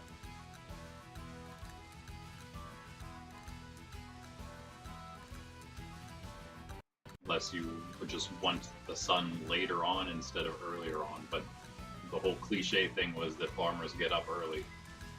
It's just like, well, we'll move it back, so now you get up an hour later, but it's still actually the same time. It's just that the clocks say it's an hour later. Okay. Okay. It only matters whenever you have things that are scheduled for certain times all the time that you need to do. And I guess we kind of have that now on the stream and stuff here, right? I never really had to deal with that before. Like, if you don't have like actual scheduled stuff you have to deal with, work is a different thing, of course. It's just your regular work day. It's one thing. I mean, everyone's got to deal with that, but I don't know. I think it's silly. Thinking more like programming and stuff, though. If you don't have a reason to be up late, then I mean, I'm never up late because there's no reason to be. Now I am, because everything's an hour later. So now I'm up at like 9, 10 o'clock when I'm definitely ready, usually in bed sleeping. That's maybe not in bed, but I'm sleeping somewhere by 9 o'clock, and now it's getting on like 10 and later than that. And Sydney here is like, I don't know what you're doing, but I'm going to bed way past my bedtime, she says. Because again, if I didn't have that clock telling me, I'd just be all thrown off. I guess. But yeah, like TV and stuff is the only thing I can think of if you're out doing something probably slightly immoral late at night. Other than that, I feel like your body just naturally is ready to go to bed whenever it's dark out, and then you just naturally get up whenever it is about ready to be light out. It's been my experience. I was always a night owl until I just stopped having things to do at night, and then it changed.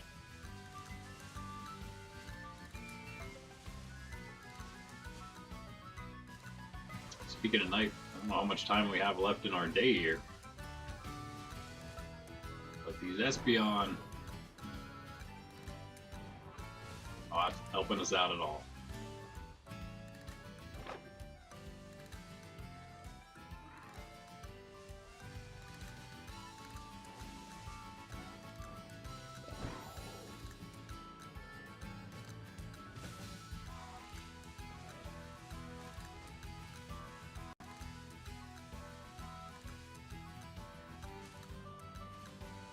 So we're gonna have to do Quaquavel next time, for sure. It's gonna be our last chance. Hopefully I can do it on stream and I don't have to grind it out by myself.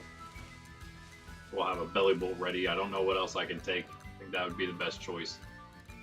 Covers most things that need covered, I think, for the fight. I haven't even tried it, so I don't know if there's some sketchy thing, like if he's gonna use Earthquake or something, but seems like it'll be fine for everything else, and I feel like with the Pokemon at my disposal, once you get into the late game, after past all the DLC, and you got access to like all the legendaries and stuff, and you just been like kind of doing whatever, getting extra legendaries for whatever purposes, things like that. Then maybe I'll play some more heavy damage, the DPS of the team, if you will. And maybe have more of a chance to carry everybody. But right now, my best bet is to take a Belly Bolt or somebody like that, or like when I did Skeledirge, and I trained up Skelebane, the Mandibuzz specifically made for that event for the raid, and I was straight up support, and it did really, really well. It's pretty much what I'm gonna shoot for with Belly. But in this case, Bellibolt's something we're already using, and I'm going to just try to use the one we're using here and not have to do anything like super specific with it. Because that Mandibuzz actually has a full 4 TMs on it for its move list. And yep, no shiny Espeon. Don't see the sun yet. There it is. Getting down a little bit.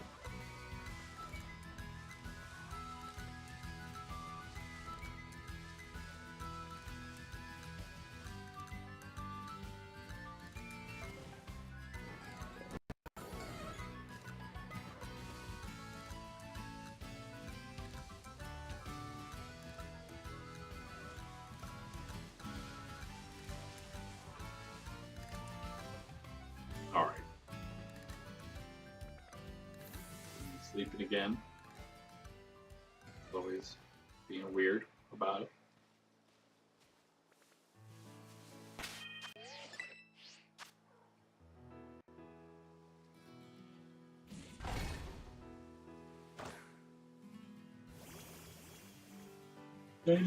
Shinies all over.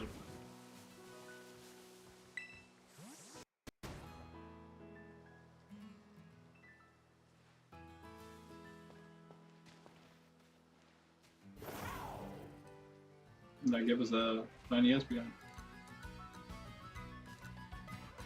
That a bunch of birds. Yeah. Oh, the Espeon.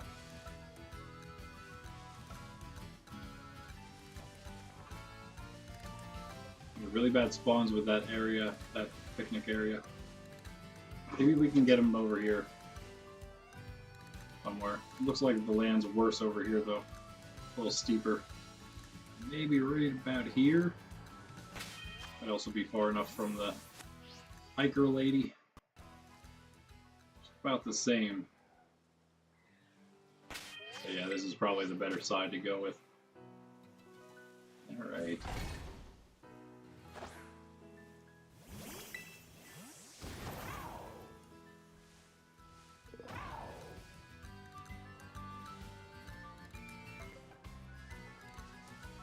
Maybe we can try about here and just do picnic method. We're going to spawn random stuff on the cliffside, of course. That's easy enough to get out. Just run to the hiker.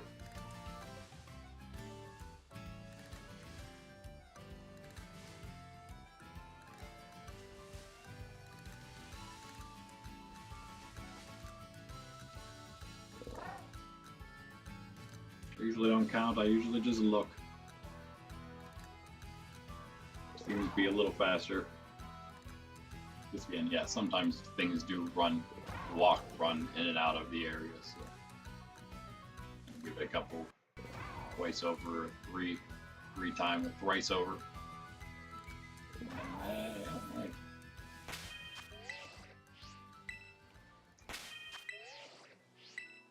Okay. More like here. Check again though, because we're a little bit of wandering around at this point.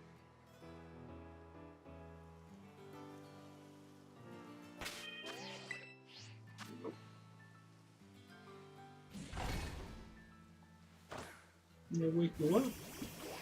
Yeah. What? What?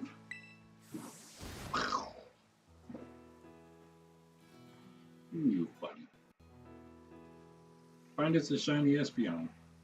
Go find one. That's not what. You buddy. You wait till after the stream and then you have your after stream snack. That's how it works.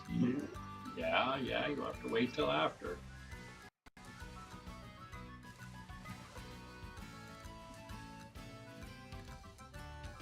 Why, you gonna leave now because you woke up?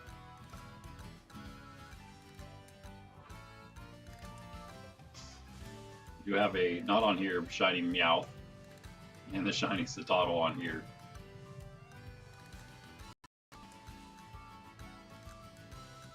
Man. Thought maybe the one in the bush.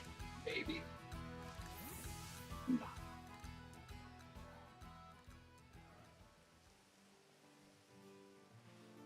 This, well, yeah, normally the picnic method's a little easier, much easier than this. It's this lady's the issue.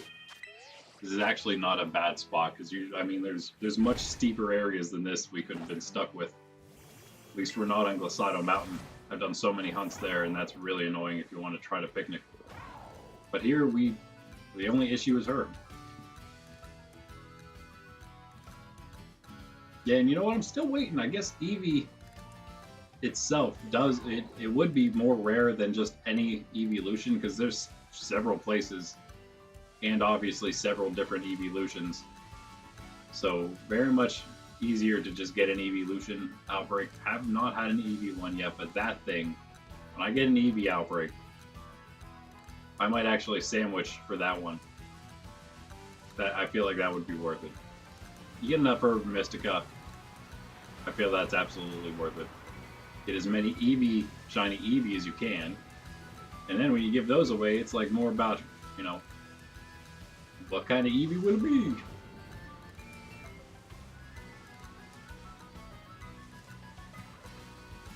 But yeah, this is crazy. I mean, it's not super crazy. It's kind of unlucky, though. Not having the best 2 days now gone by. Game time. Fully hunted, pretty much, Espeon. Both days, but that's okay. Guess I'll just have to get them off stream. I'll show you. You guys I haven't seen many people like utilizing it, so I haven't done as much in it, but I can always post stuff, pictures, images, other stuff, like captions with it in the community tab. If you guys want to see like more stuff outside of videos and streams and whatnot, I can always post that, and which would always include tons of different pictures of off-stream play. All kinds of stuff that happens when I'm playing on here. I could send all kinds of pictures, but I'll only do it if you guys want to actually see that kind of stuff. I could also try do like shorts or something, if instead of a picture, I suppose.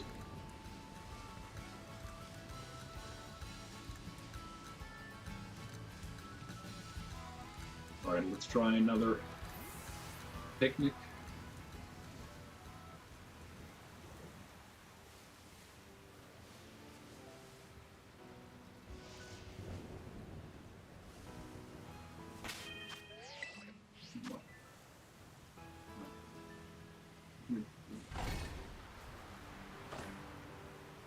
Yeah, so when I woke up, it was about 25 degrees. Whenever I started the stream, about 9:30 or whatever, it was like 30 degrees maybe. By the time we're done here, it's going to be 60. Supposed to be, at least. So that is crazy. To be able to actually go out with Sydney, though, instead of standing at the door freezing.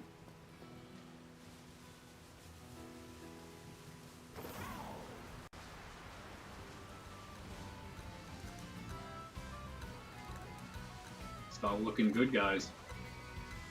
It's not looking good. The sun sets on our second day of Espeon hunting. Yikes.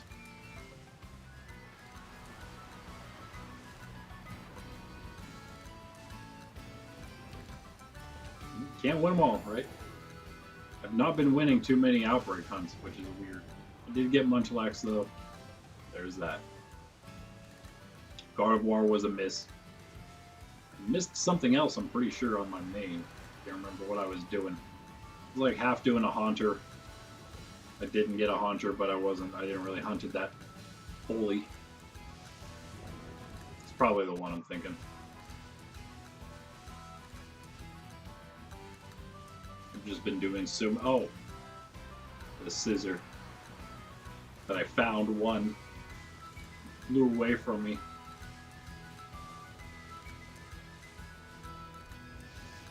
And again, it would have been fine. It all would have been fine. But when I healed and when I went out of the bag back into the main menu screen, I auto-saved the game. It didn't auto-save. I saved it immediately without looking in front of me to see that the scissor had flown away already. Or else I could have just reset and he would have been standing there again. But nope. Or whatever. It just would have been an already evolved one. And again, the goal of that was just to make my nephews wonder how I ended up evolving a shiny Scyther already. Because eventually they're going to see that I have the shiny Scyther from the event. They're going to have one themselves if they can beat, I don't know, one of these battle teams. I don't think I'm going to give them the shiny Scyther, give them shiny Scyther as a reward for one of the first 5 levels, but I think probably within the next 5. And I'm thinking I'm going to keep that actually all Paldea, all Paldea Pokemon you can find here, that is, in the base game. And then probably once they get into level 11 to 15, maybe I'll add one Kitakami Pokemon in or something just to make them, again, wonder. And then once they get into, by then, hopefully we'll have the DLC for them, and they'll know what's up, and then they'll be able to, team 11 through 15 will be a mixture, probably, of both, because it's going to be much harder, much more, by then, 10 to 15 level, I'm thinking only 20 levels is what I can manage. And the last ones are probably, I'm thinking, maybe going to be all double battles. So yeah, the level 16 to 20 is going to be getting them used to just doing double battles, and by then they should know the ins and outs of everything else. And I will be much better, hopefully myself at that point. And then we will, do double battles for those last ones. And if they can beat my level 20 team, then at that point, all I'll have left is my actual Pokemon that I'm training, is the goal. My younger nephew is pretty decent at chess. I mean, he knows what he's doing with chess, so I feel like it takes there's a lot more involved with Pokemon. Not that it's like, doesn't make it a better game necessarily or anything. Or something that involves more skill, it just involves more stuff you have to know. But then if you get into strategy, that's a whole different story. Honestly, sometimes it feels like chess has more strategies to it than Pokemon does, competitive Pokemon. So, which I don't know if that's saying more about the lack of balance in Pokemon's ability to, when they're creating Pokemon, or their lack of ability to balance the game, or if it's I don't know, maybe like a lack of originality in the competitive Pokemon scene. The people who maybe there's just not enough people who are capable of coming up with things that aren't something that other people are doing. I know it seems like there are a few. You can kind of tell they're maybe they seem a little different than some of the other competitors, perhaps. They can sort of take in their own team and actually do really well with it. I'm sure there's a few of them at least.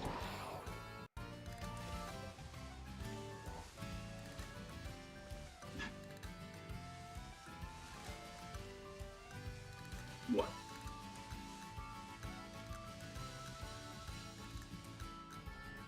Yeah, so on that competitive note, one of the things, once I get a good idea of all the different Pokemon, get an idea of some of them at least, that are used competitively, we will certainly be, anytime we get an outbreak of those, we'll try to be hunting those down, and hope we can get some good-natured ones, and those will be some other top giveaway prizes that we do. Yeah, competitively used Pokemon with proper natures and evolutions. What else do we need? What else would there be? We might do legendaries with good natures as well. Non-shiny legendaries with good natures as some prizes, because why not? And then we'll of course have all the other shinies to give away, as well as lower prizes. And oh man, you see the Murkrow coming out. You see the crows. You know what that means. It's all the Espeon we're gonna get. Go away, crows. Oh, the shiny Murkrow is awesome. I love the purple shiny Murkrow. Got one on my main. I don't even feel like I want to evolve it because it just looks so great. By the way, again, speaking, I love all these great segues. Why is Clefairy the choice over Clefable in competitive play? Is there some move that Clefairy knows that Clefable can't or something? Or is there like a speed difference with Clefairy? What is it? What is it? Makes no sense. Those are the only things I could think of, but again, I don't really know what I'm doing, so. Alright, on to the last two things we gotta find, the last two stakes, and then we'll go through and grab them all. And we've got mostly this is base, but then there's also like, there's a lot of cliffs, so. In fact, you know what? I know one of them's right here, so there's just gonna be one left. Who knows where that would be? Oh man, knows how long it'll take us to find the very last one. We'll find out. Then I'll make my nephew search. I'll show him the really easy ones. I'll show him the one. What? I did have a Phalanx outbreak yesterday. I guess it would have been. I didn't check my Violet version today, so I'm like, oh, you know what? I was just thinking about that. I would never even think about using Phalanx, but that would be a goofy shiny to get. Anyway, let's go Dune this way.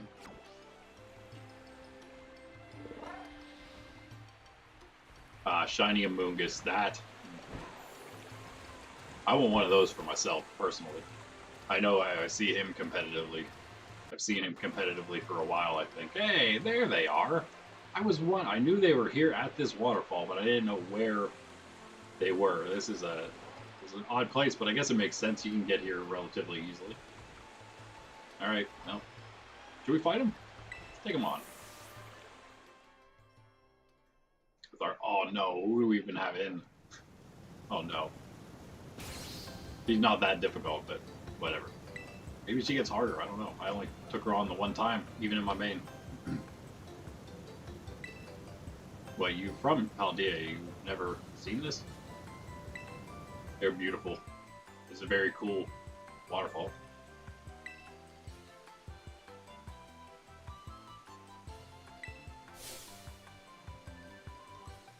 I mean, it's not a huge waterfall, sure, but is that a Pokeball on his belt? That is awesome.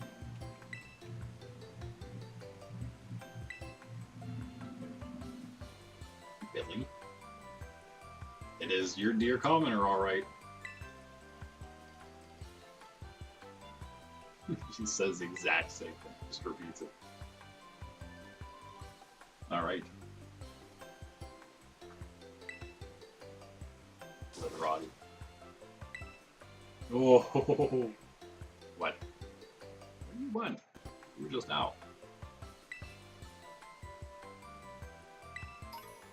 Hey, sweet! 15 big pearls. We're not even gonna fight?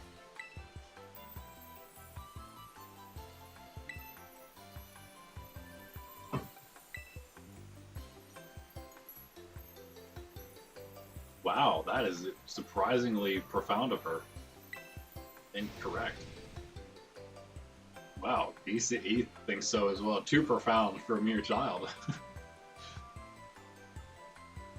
Someplace more remote now. Not famous or renowned or anything. I have an idea. Oh wait, not renowned. I don't know then. Because like everything's named. So what? So many We've been to so many landmarks. She's tired of it. You really are an exemplary Glitterati, dearest Onare. Just a place by the border between South Provinces Area 5 and 1. Border, South Province, Area 5 and 1. That sounds like a pretty remote place. Oh, sorry. It's almost our house, though. Right? Isn't that's the side that 5's on. Ooh, oh. Right here. Now that's 4, okay. So, they want to go, here. That makes sense. That makes sense. That is quite remote. That's where the shrine is, of course. The Wochian. Also, we have our fairy 6-star raid over there. Now then. That out of the way. Lebebe, another... Man, there are actually a lot of shinies that are going to be relatively difficult to hunt now that I start racking them all up in my brain. Wait, what? What? It's not time for your after-stream cookie yet. It's not after the stream yet. Still have a long time to go. A whole hour.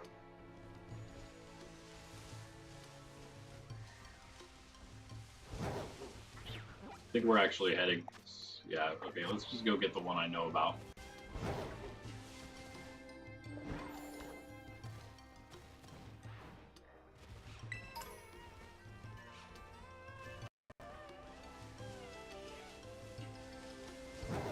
You want something from here, I don't know what it is.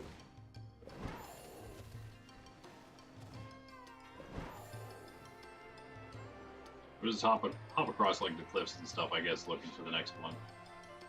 This one's low. Wouldn't doubt the next one, the other one might be high. But also, this is the one with the massive area. We can also maybe even find, I don't know if we'll find it in Dragonite Valley here or not. But there's also all these other cliffs here in there. Actually, that might be where it is. I feel like this is the one I was looking for. Not this one, but the last one for this place. This is what I was looking for last on my main. So here's this. Now here's this. I don't need any help with this picture. I know exactly where this one is. So I'll probably show my nephews this one. I'll show them the one that's next to the lighthouse because that's also easy. I will maybe show them the maybe help with this one up in the top here because it's kind of off in its own little place and it's also pretty easy. Sitting next to that tree there. Yeah, I'll show them 4 of the easy ones and make them find the hard ones. The other one will be the tag tree thicket, because we found there was the one on the path here, and wasn't the other one like right up here or something? They were both kind of easy. Yeah, it was like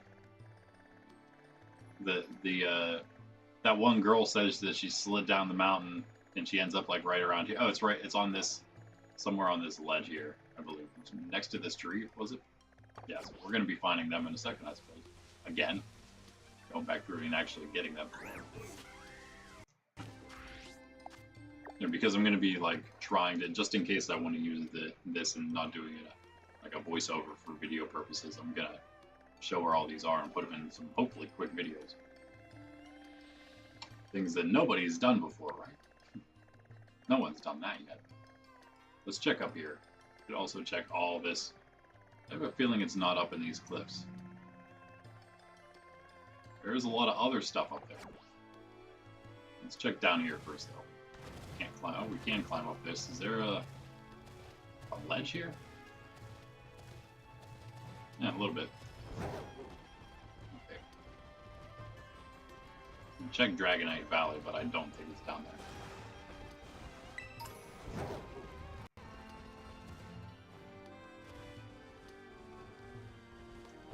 Like, the only place I think it might be over here at all.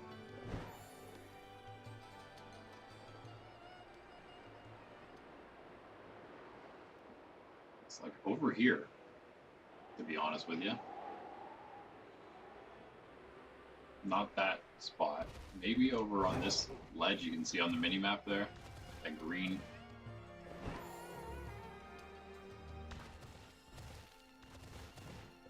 Come on, Co. You can do it.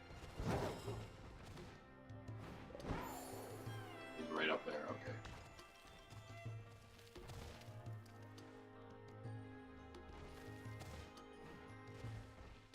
Oh, there's that.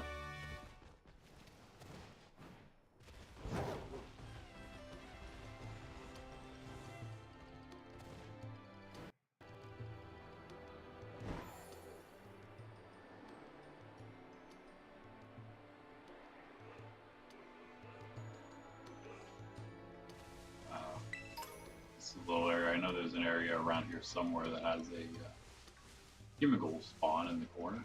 Not here, apparently. Ah, you elephant.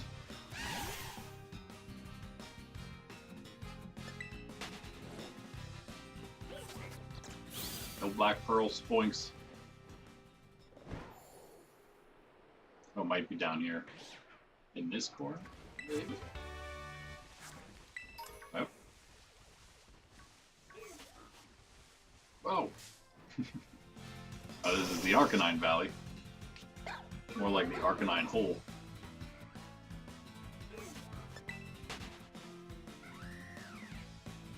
Oh, Angela's time. The angel of the Lord declared unto Mary, and she conceived of the Holy Spirit. Hail Mary, full of grace, the Lord is with thee. Blessed art thou among women, and blessed is the fruit of thy womb, Jesus. Holy Mary, Mother of God, pray for us sinners, now and at the hour of our death. Amen. Behold the handmaid of the Lord, be it done unto me according to thy word. Hail Mary, full of grace, the Lord is with thee. Blessed art thou among women, and blessed is the fruit of thy womb, Jesus. Holy Mary, Mother of God, pray for us sinners, now and at the hour of our death. Amen. And the Word became flesh and dwelt among us. Hail Mary, full of grace, the Lord is with thee. Blessed art thou among women, and blessed is the fruit of thy womb, Jesus. Holy Mary, Mother of God, pray for us sinners, now and at the hour of our death. Amen. Pray for us, O Holy Mother of God, that we may be made worthy of the promises of Christ. Let us pray. Pour forth, we beseech thee, O Lord, thy grace into our hearts, that we, to whom the incarnation of Christ thy Son was made known by the message of an angel, may by his passion and cross be brought to the glory of his resurrection. Through the same Christ our Lord. Amen. Father, Son, Holy Spirit. Amen. And there you have it. If you want to do that, 6 a.m., noon, and 6 p.m. is whenever the Angelus is traditionally said. Prayed. Very simple, very easy. And of course, find it all over the place. And like little cards that have it on there. The 3 Hail Marys, of course, the repetition there, but then you have the 3 different other prayers, and then the longer ending prayer there. And that's that. Maybe maybe one of these days we'll start throwing in some Latin Angelices instead.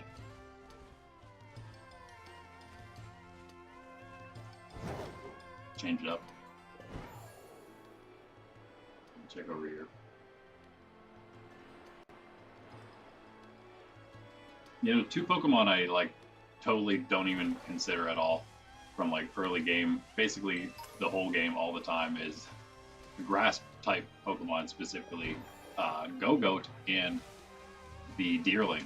They just like go right by me. Yeah, but they're there. They're things. A lot of grass types in the beginning, mainly because of them. Did we check this other water place up there? Let's check the rest of this. I don't believe we went through all these areas. This is kind of the more like what I was thinking. This ledge here for some reason. No, wrong again.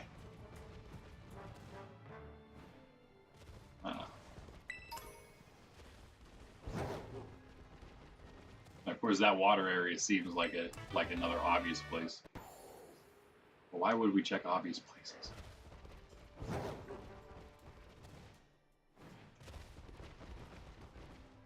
Well, we will check that obvious place now.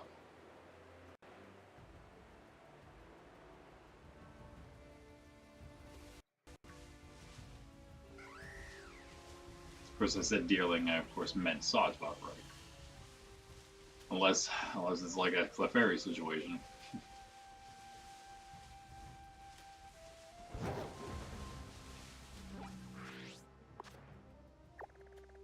Okay, this is about the end, I believe, of the area given for this one.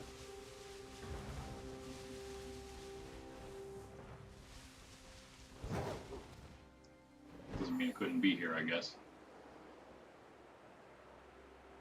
Actually, yeah, this area might have been looked real quick here. Oh, wait. This is one that's the one we already looked at, yeah. Yeah, never mind. Looked too close to the thicket then. In the thicket of things there.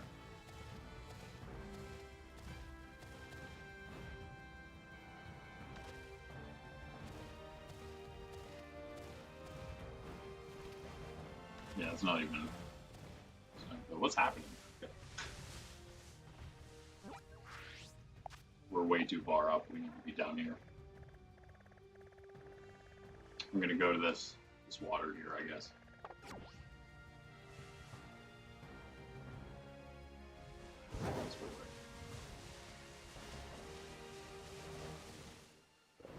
Let's check out all these little spots up here, I guess, too. Oh no.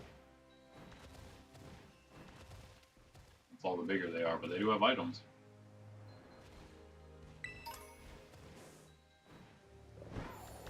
And I think we might have maybe just enough time. One more Espeon hunt. And luckily now, because we do have extra time, we don't have to rush to get all the outbreaks done. We're going to have an extra week to get all the event outbreaks. At least hunt hunt them all once on stream before they're gone. But I do have a ton, don't worry. On my main, at least. And there are a lot of different little areas here. Wow. There are a ton of Pokemon standing right here. And drive. Go riding. Cannot jump fast enough. And we cannot get away.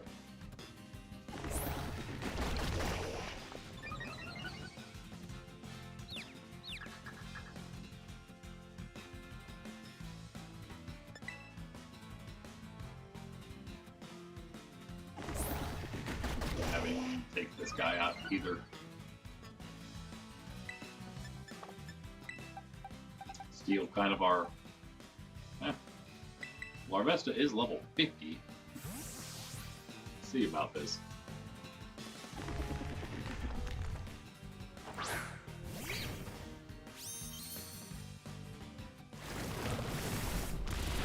Oh. Ow.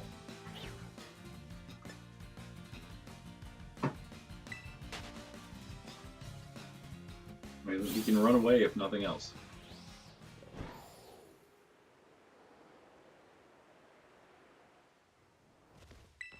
We do need to change the team up once we, where we encounter the legendary, I suppose.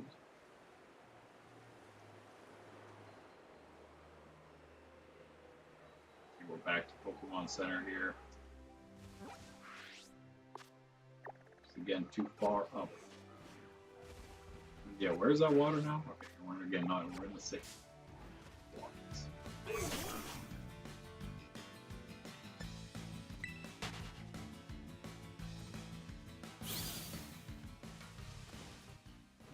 Now we need to go this way.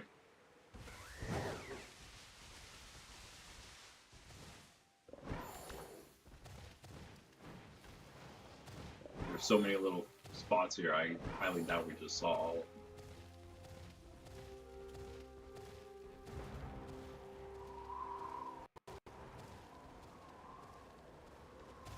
Now I have all these pictures. I save them, and then anytime I come Ruinous Pokemon hunting, it won't be a hunt anymore. After a few, I'm hoping I'll just remember where they all are.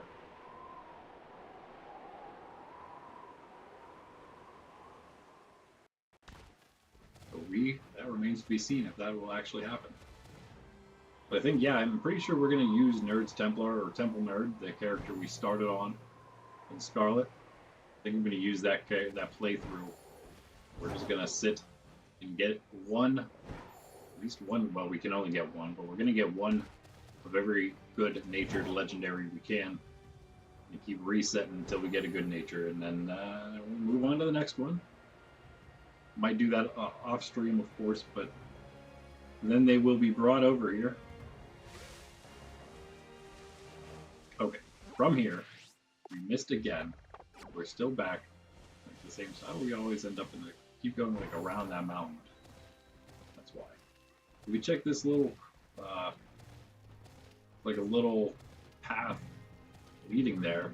Maybe it's at the end of this path. I feel like it's just an item, like a yellow one, maybe. No. Nothing at all? Alright. Just a Bisharp hanging out at the tree. Alright. Maybe we did come to this spot already then. That's possible. Nope. Mine.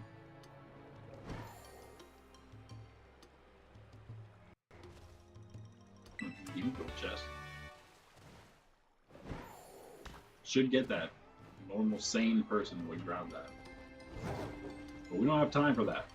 I'll get it some other day. Pretty sure you can get it every day. I feel like I'd have to switch my Pokemon out though.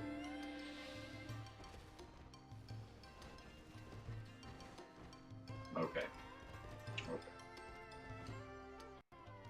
You know what? It can be in the Tag Tree Thicket, and we didn't really check them today. Also, did not check. You know what? Didn't really check underneath any of the, like around any of the Team Star base really either. Not in, but since it's up on cliffs, there are a lot of areas underneath it. This is the one we already found. On top of the falls, of course. Like all of this area. Probably even some of these areas up here. It's not all technically Team Star base. Like you wouldn't have an item spawning in Team Star's base. Right? No, that's not true. Of course you do. We haven't gone back to get any of them though, ourselves. We still have all of them, in fact, in the base. But this does not look like a part of it. Probably just down there. I didn't look at any of these cliffs either, but I'm pretty sure that it's not here. Unless it's one that I found pretty early on. Yeah, that's possible, I guess. On my main, that is. Just didn't have to find it again whenever I was searching for. I'm pretty sure there was one more I was searching for here for a while.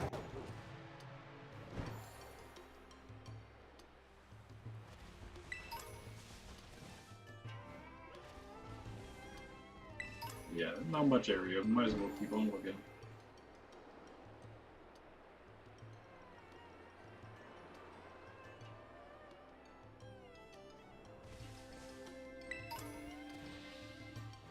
You grab a bunch of random items. Check out any random shinies.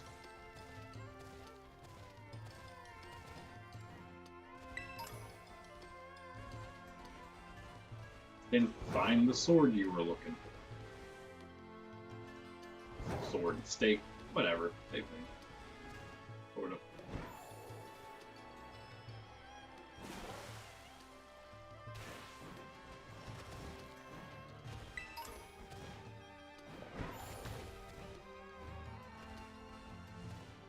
Yep. We should have just checked it in the first place. I should have known. That's it. Nice.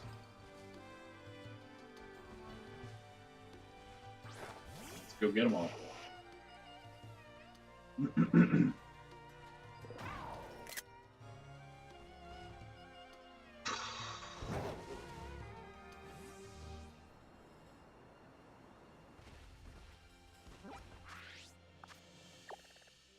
Alright, so the first place we're going to go for the last stakes here in the northeast, we're going to go over to the Levincia Lighthouse.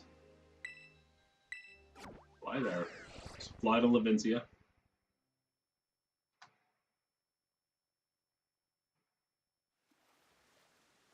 After that, if you have glide and everything, you can go up to the top of the lighthouse. Or if you can glide over then to this side and climb up to the top of this. Or if you have rock climb, you can climb up whichever way you like. And if you don't, run up the side here. Again, that path there leads you into Levincia, so you go up that path if you don't have the lighthouse just yet. You come up here. You have to get to the top of this mountain.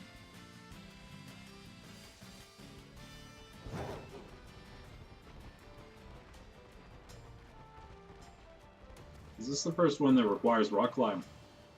I think it is. So there's actually several here.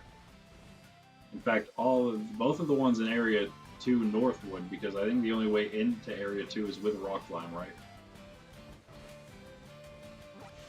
Hold on a second. Let's see here. So, yeah. Pretty sure the one in the thicket was up. This one you can just walk to. That one you walk to. And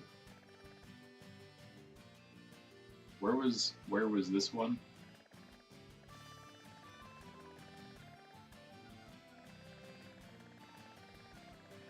This is the one I'm forgetting unless it was right. Where was this one?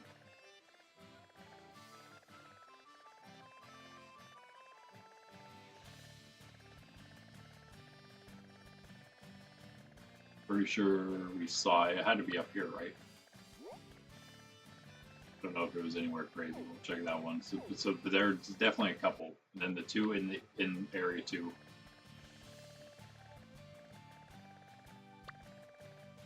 I guess you don't. Maybe not. Right? Because you can get in here.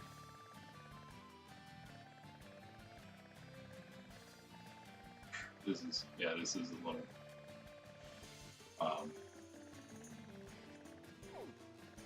I'm gonna have to think about this. Because of course, usually you would have rock climbing stuff, but just in case. I'm wondering. There's definitely a couple we can get without it, but it's almost like every one. This one, to get into the falls, just to get to Chiyu, you need it. Rock climb, that is. Then there's the one on top of there, of course, as well. Most of these are gonna require rock climb.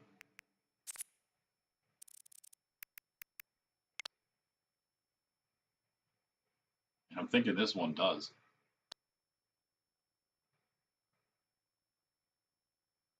There's a really bad picture there. I don't know where in the world that's supposed to be. Oh yeah, again, that one's the one in the thicket. That one you can probably go straight down. I don't know again. It's another question there. So that's like right. here-ish. Yeah, it's here. Probably just slide down like she said she did to get there, like down here. Oh man. Such a crazy area.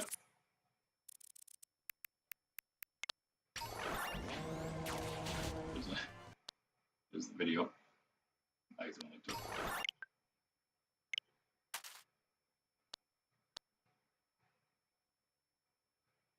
I feel like that one also needs.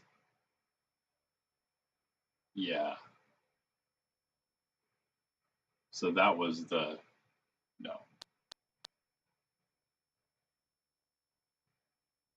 It must be. That's the other one, tag tree. And that's the one that was in. It's not where I was expecting it to be, but yeah, it would be. Up here then, yeah. Okay. So yeah, it's looking like you're gonna need cliff climber. Okay. Let's see. Oh man, sorry for this. I'm gonna check. I didn't realize there were gonna be so many that you needed. So I'm gonna maybe do the first ones. Are gonna be the ones that you don't need. So it's that one. It's the first one we did. And this one, I guess. So just 3, I believe. So close. They were sleeping. I was so close to getting a picture of them sleeping back to back, but I missed it. Oh, and then our 3 event spawns of outbreaks literally all right next to each other. That was cool. Okay, let's get not the first one, but that one. This one.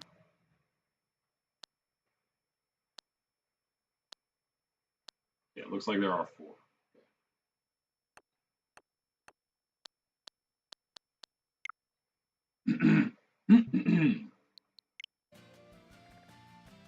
Okay, so finally, for our last Ruinous Pokemon, the one in the northeast here, we're going to start. There's only 4 of the 8 that you can get without Rock Climb, and you're also going to need Rock Climb to get to the shrine itself. So you're going to definitely need Rock Climb if you want to get this last Ruinous Pokemon. We're going to start off at the Glissado Mountain Watchtower here, and we're going to do the ones that you don't need Rock Climb for first. So if you want to get here, you can also, there's a little path you can take starting from Belizapa Passage. You come out this direction right before you get to the pass. In fact, you can see this path right here. Right around there, you can start on a path here, and it comes out to here at this mountain watchtower.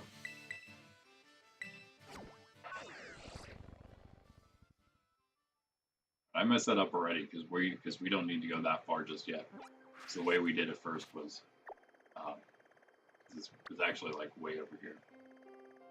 That's the only way is either from this place.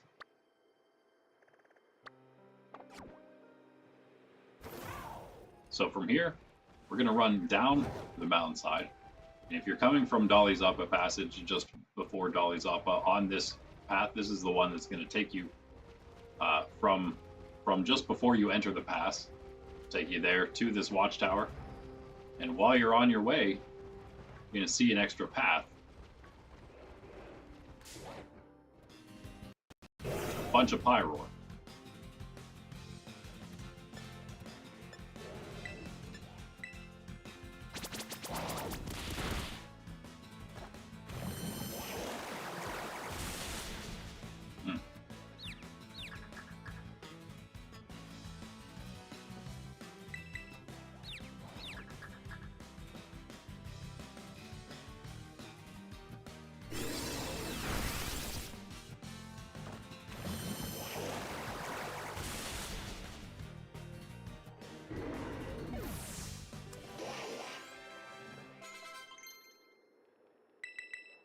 Wonder Room.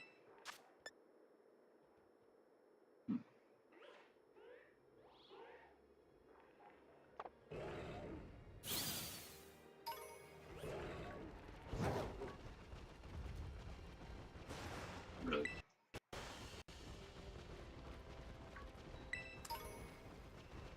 Arf,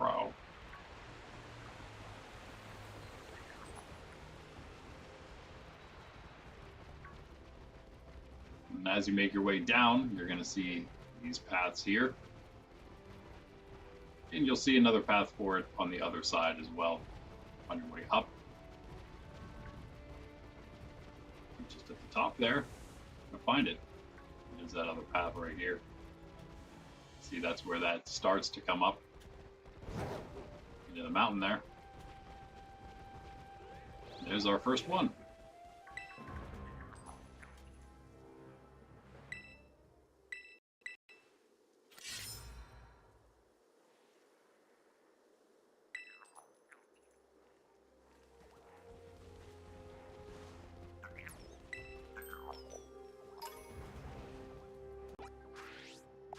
Now the next one's going to be very close to here. In fact, you can take this mountain watchtower again to get a little closer. And what we want to do, you can get to it without mountain climb, or rock climb, but it's easy if you can climb cliffs to get there. It's going to be on this little ledge here. We're going to find it near this tree. So we're going to come on the path here. We're going to end up just kind of dropping down into here.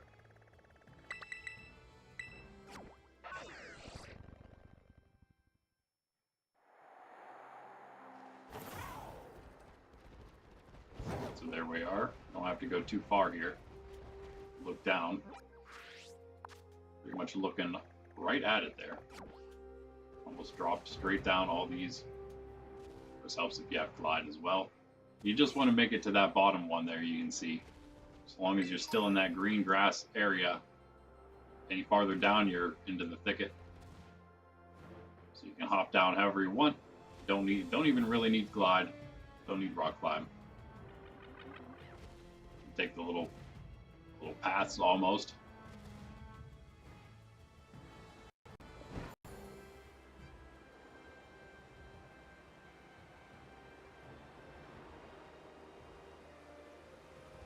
Find it right next to this tree over here.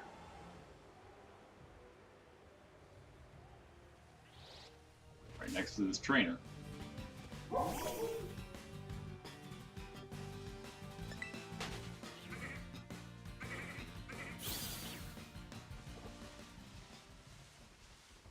There's number 2.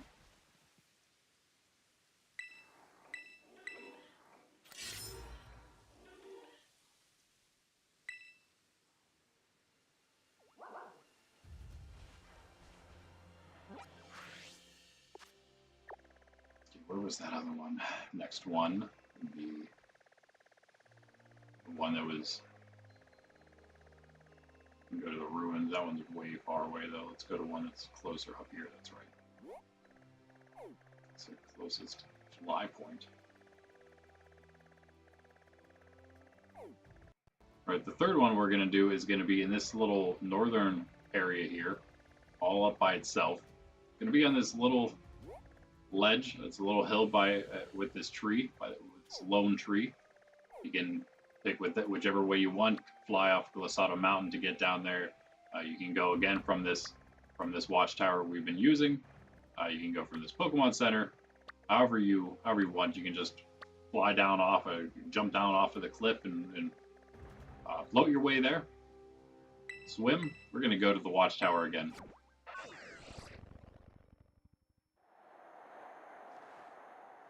The sun's just come up.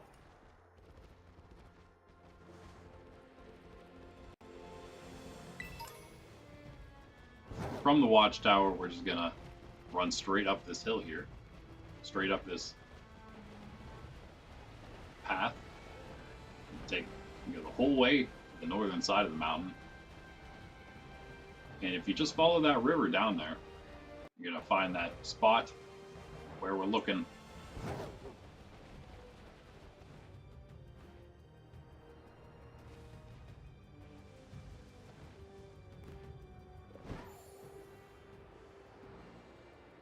As long as you can follow the river, you know you're going the right direction.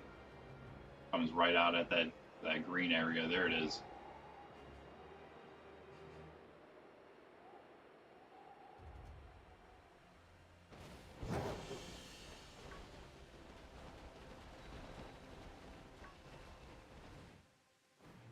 And the stake isn't the whole way down there. It's on this side.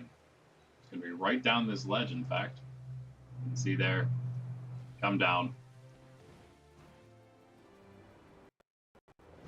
This little hillside over here.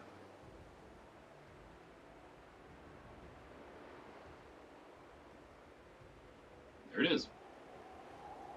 Our third blue stake northeast.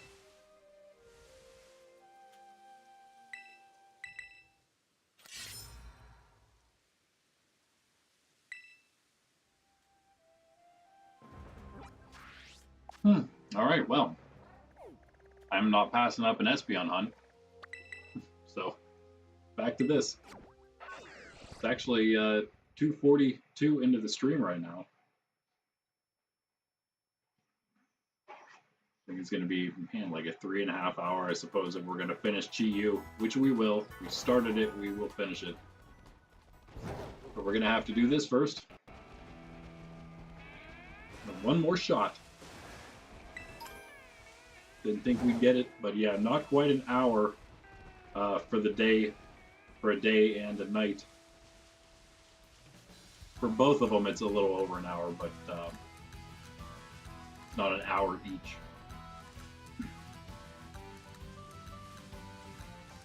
So here we go again.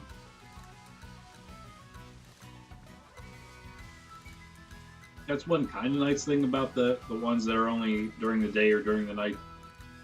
It does break it up for stream purposes. It breaks up the stream into different stuff, but of course the problem being you can only hunt it half the time. And that's a pretty big problem. We might have found one by now if we had 3 whole hours straight to just look for a green Espeon. Maybe not.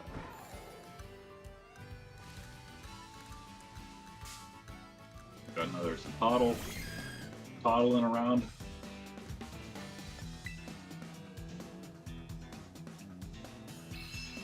Espeons that don't want us to run.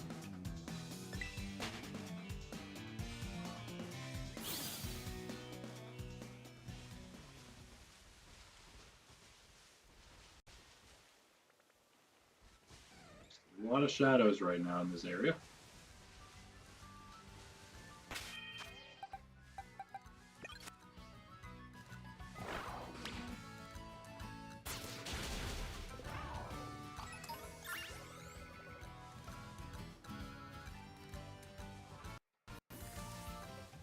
Go back to the picnic method, I suppose.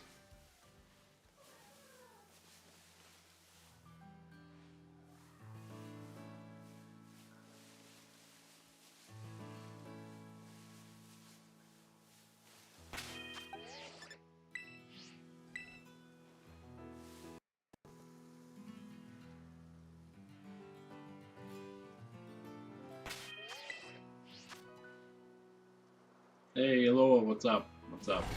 How you doing? I do.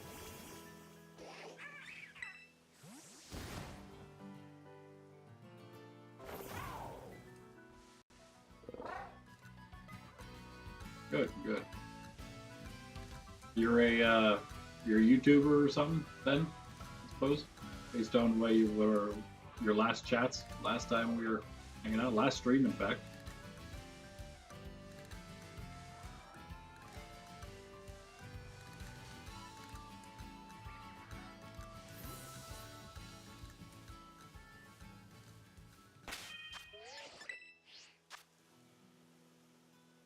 And I guess also based on your name.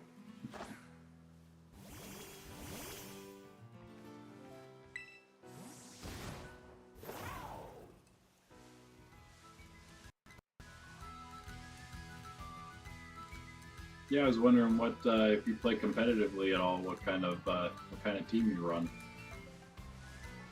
Just started to slowly get into watching more competitive play. Start understanding it a little more myself.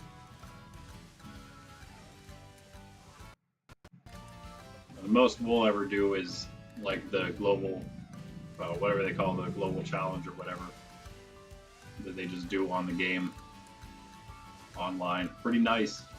That is pretty cool.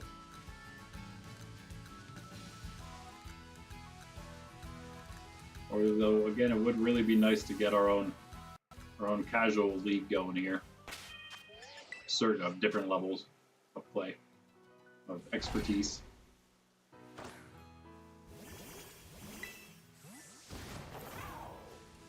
It'd also be really nice to get a shiny Espeon.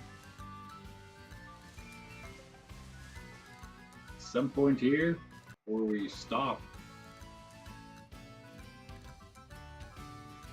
Got one more game day left. And then, thank you. Okay, Lil, you stay here. You stay here so I can find 2 more shiny Espeon. In case something crazy happens. Never mind, I can't get away.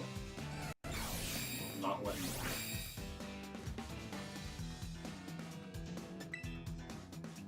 Damn. Okay, whatever. I don't think we have to worry about anything here. Sketchy. Master Ball. I don't know. Not really feeling anything in particular. It's green. I mean, we can't really get in a Dusk Ball is the problem. So, I mean, we probably could if we tried hard enough. We probably could get in a Dusk Ball, I guess. But all right, there's one. There's one. Great. Have enough time in the day to get maybe another, maybe 2. That'd be great. First shiny Espeon. First non-event outbreak hunted, and what a perfect one to start with. Now the actual goal, is to get 3 so that I can use 1 at least right now. Add 1 to a shiny team. I don't always use all of them, and then one of them is going to go to Pokemon Home or whatever, wherever we're going to keep our shiny decks, living shiny decks. Of course, I need at least 2 for those 2 things, and then the other one I don't even know. Maybe going to go to my other character, and then and any other shiny evolutions, I might keep a couple other ones, and then we'll have more from here on out. So Espeon, I got 3 Umbreon already. I got 3 Vaporeon, 3 Glaceon. So all of those now. I'm not going to keep a ton of anything. And the most I'd keep of any shinies would be the EVs, probably. Yeah, cool, great. I'm looking forward to having a bunch of Pokemon stashed away to give away.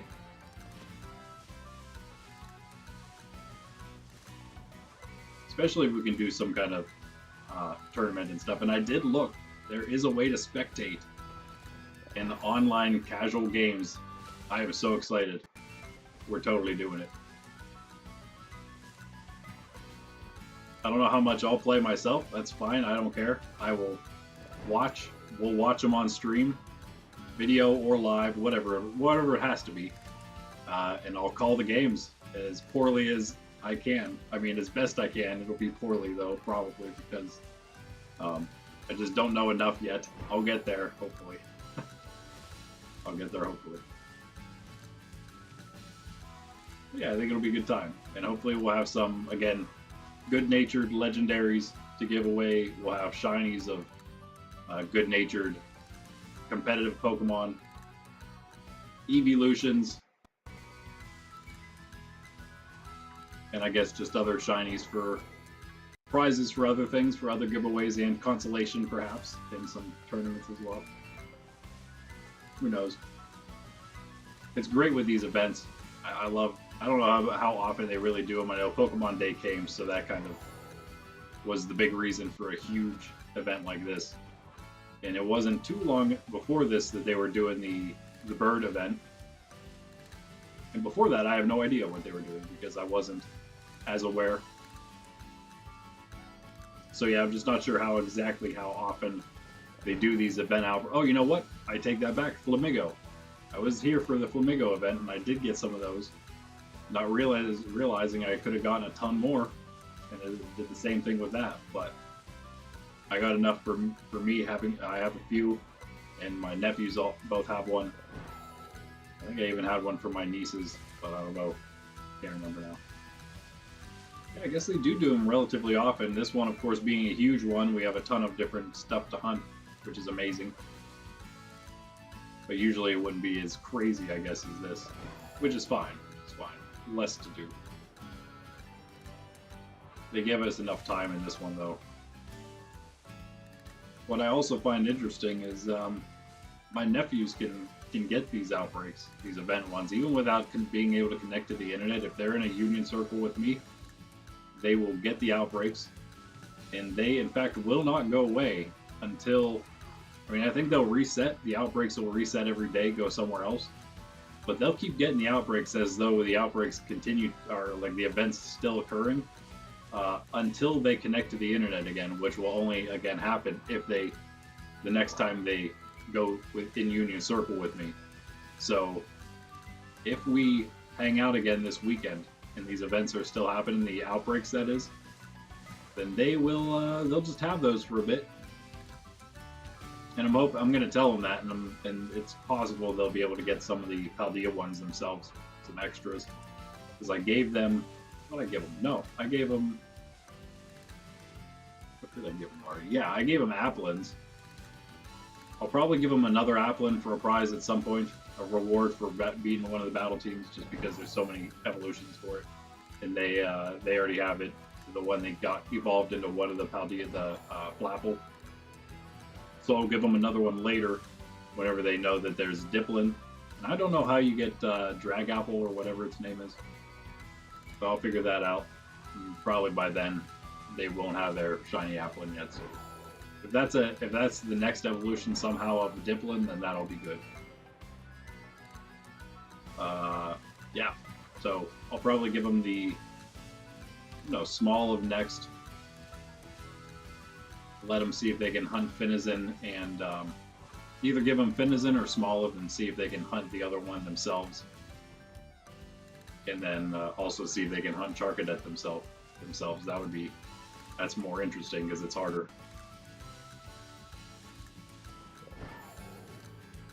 But if they can't, that would be one of the rewards I have for them. But if they end up getting them themselves, then you know what? Maybe they'd only end up getting one, and then I'd be like, hey, here's a reward. Now go ahead and now you have two.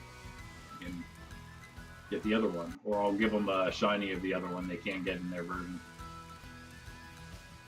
Already evolved. That's probably what I'll do. It'd be nice if they can get one themselves in, so I don't have to give them two Charcadet each for the reward.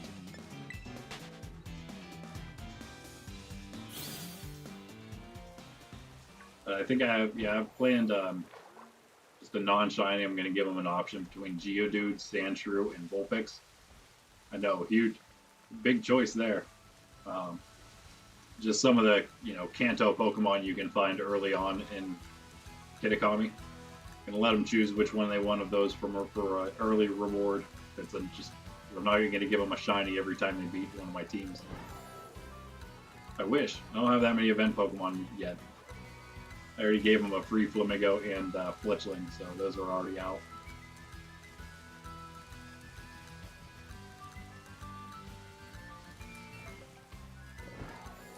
Thinking Scyther is probably going to be soon after that, of course, because you can find that in Paldea. Just like Applin. And then I might give them Sewaddle because it's less exciting, in my opinion, than Poliwag. They will have already had a grass and a water with Finizen and Smoliv, that is.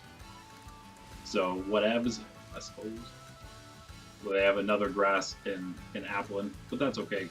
Poliwag's a pretty awesome one to get, and that would be more surprising. Sewaddle's like, I don't know, who cares about Sewaddle?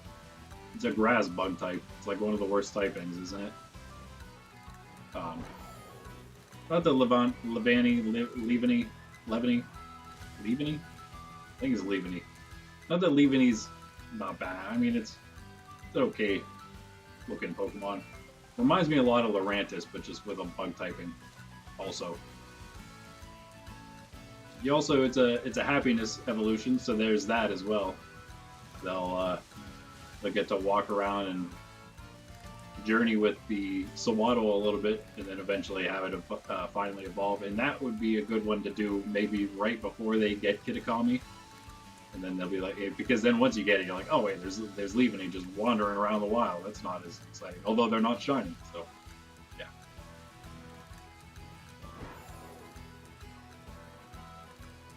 Then what? Then Poliwag, I guess. We'd have Poliwag. It'd be super exciting. Porygon, I guess, would have to be after that if we're just doing all the event ones.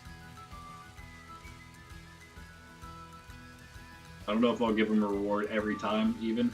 Maybe one for every the first 5 levels, and then one for like 7, 9, and 10. We'll see where I go from there. That might be all I can manage for what I have planned so far with all the event shinies, that is, and get us about that far. And of course, lastly, give them another Poliwag, and then a Lapras as the last one. I think that's the coolest one, other than Scyther, but that's again one you can get in Paldea technically, so less surprising. Although Shiny Scizor is really cool.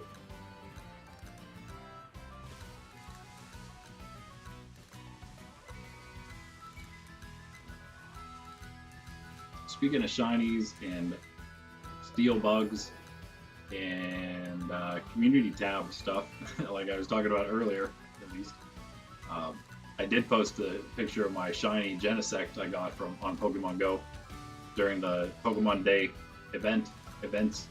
They gave away all the Genie legendaries free, basically, in the event. I mean, they were like free. I didn't even have to do anything. There was probably some requirement to actually do the research, but whatever the requirement was, I apparently already had it done. So I got them all, or it was just that way, and they were giving them for free. And then all the Genesect with different chips in them. And my electric one, I think, is the one, was my shiny. It, of course, was also the only 2-star that I got. The other ones were all 3-star, of course, being event legendaries and whatnot. But not the shiny. That goes. And as far as I'm aware, there is no way to boost the IVs, if you will, in Pokemon Go. So I have a lot of pretty bad shinies, unfortunately. I guess the best way, if I have a really bad shiny in there, especially if I have a double that I don't want, I mean, that thing, I just bring it over here and Hyper Train her. And I can make it perfect. I'm sure that'll be happening at some point. I'm like on and off with Pokemon Go. Sometimes I'm like on it every day. Sometimes it's just a here and there, hit and miss kind of thing. I try to get my Pokemon in the gym every time I should. The gym. There's only a couple. There's 3 here in my little town. One of them's a little off my path, so I never really go there to take that one. And then one of them is actually very close to my parents' house, so I should take that more often. I used to, now I don't. When it gets warm out here and I start doing more gardening over at their place, then when I probably will. Other than that, then there's the one at our post office, and then I'm at that like at least every other day, and look at that. I mean, that's cool, I guess. We'll add that to our shiny decks. Is that the, okay, that's the male, yeah, with the ear over the eye. Man, we can't Pupitar. Again, I don't know what he has, so I just don't want him to do something, run away from us, even though it's not like it's something that we were looking for. But I've had my eye open for a pink pig this whole time, and there he is finally. Not a glossy brown one that's trying to be deceiving. Quick ball. Doesn't quick ball, ultra ball, I guess. I shouldn't probably quick ball everything because it is kind of a waste.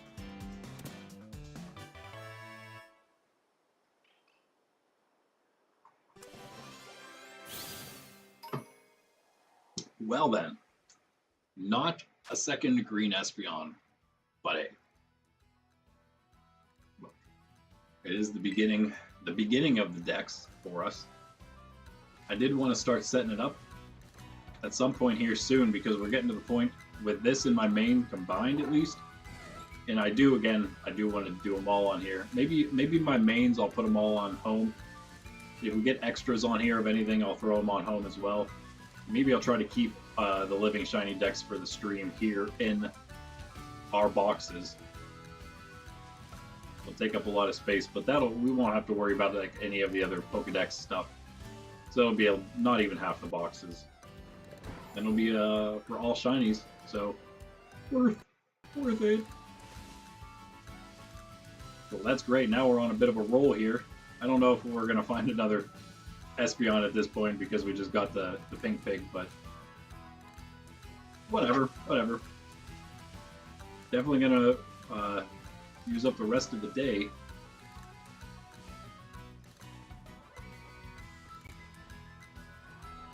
And then go back to finish Chi-Yu. Then we'll be done.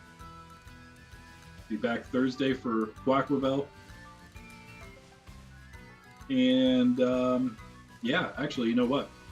That'll be perfect. We'll be finally, for reals, done with the base game and everything here, because Chi-Yu's going to be done. I'm pretty sure Chi-Yu's all we have left, right?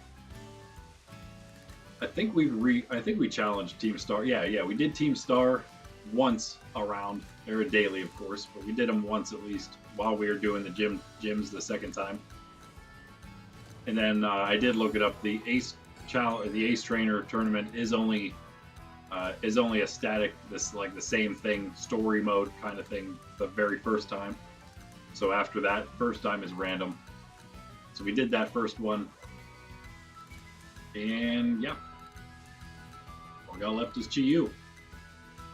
So then Thursday, after we do Quaquavel, we'll start off with that, and then we will be into Kitakami, and that's all we got to do. Just finish up the story in Kitakami. Work on finishing up the Pokédex. Also, continue to try to find a Gliscor. We probably won't do any other raids that day if we're trying to just grind through the whole story. Try not to do any raids so we can actually do it all.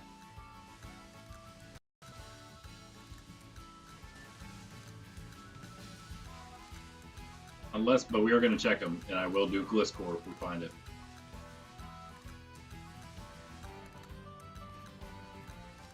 Come here, Satotl. Why'd you stop following me? I was trying to lead him out here to knock him out.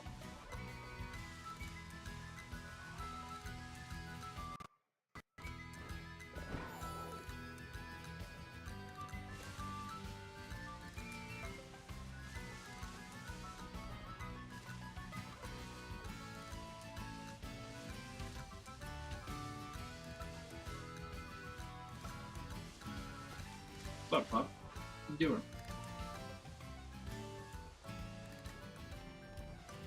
She knows that it's 3 hours into the stream, apparently. Usually when we'd be done, by now at least. Yeah, sorry. Sorry, Sydney. It's going to be a little long today. Blame the sun. Oh, Tropius. I love that purple on Peter. That's almost my favorite color, but it's very close. Hit that Stone Edge.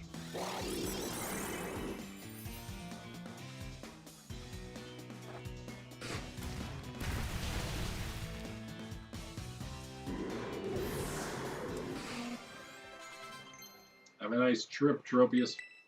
Sandstorm. Sandstorm?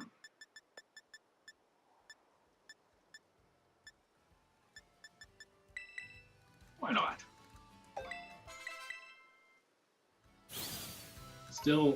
I'm still kind of forming the level 5, like the first boss challenge, if you will, for my nephews.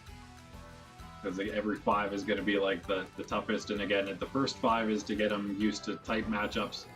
The next 5 levels is going to get them used to all the different types of moves there are, because instead of just direct attacks and stuff, start all the different conditions, status, effects, all sorts of things, and all the other moves, because there's all kinds of other stuff now. Now I say, we've been there since Gen 3. But yeah, starting to get them into all that, and then by the time they're doing 11 through like 15, it'll be everything. It'll just be everything. And if they can beat those, then we start into, I guess, 16 to 20. The last ones would be uh, pretty much the same, but instead of like, again, we're talking like teams that are not competitive level teams, but teams that make sense that would be difficult to beat. And then 16 to 20, the last levels of difficulty for the battle teams would be double battle teams. And then after that, they would, they'd be as prepared as I am for like actual online competitive play if they even wanted to try that at some point, which they can't because they don't have the internet. But someday, that's the thing. If they get to that point, then we do our family tournaments. They'd be very lively. Give me a lot of practice as well. And then if they do, if they remain interested enough in Pokemon whenever they do get a little older, then they'd be ready to play some competitive, although they still probably unfortunately deter them from going too far in the actual competitive scene because it's just not really worth it. Not really worth it. I mean, I'm sure some people can do it a pretty decent bit without spending their entire life on Pokemon. That's the problem. It's one thing if you can like make enough to somehow make a living, and you're probably doing more than just going to tournaments and stuff. But yeah, the very, very vast majority of people are not going to do anything like that. And of course, it's fine to play competitively just for fun. That's a whole different thing.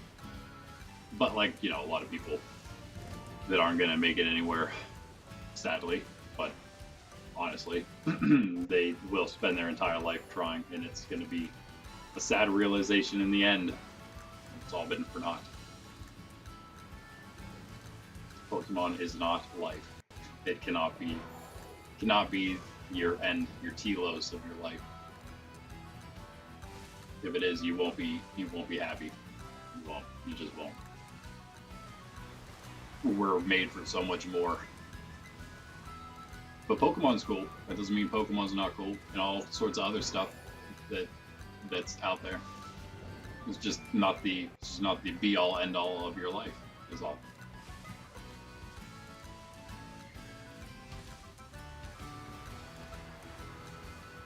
I don't know if we're gonna find another Espeon. We got the Espeon. We got the pig.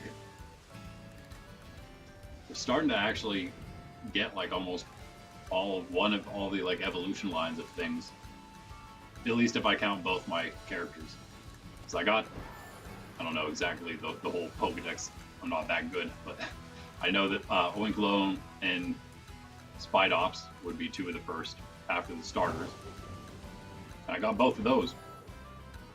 So got that started at least.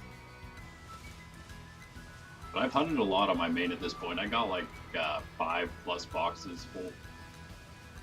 Moved over to home at this point. I'm going to try again to start organizing those into home, into like a national dex probably. And sun going down, I'd assume, feels like about that time, and looks like about that time.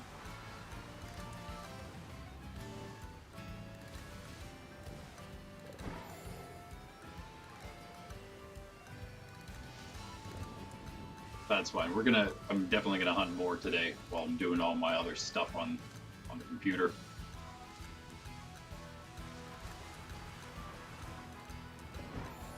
I sure hope they're not spawning up there, right? That would be unfortunate. I don't think they're going way up there.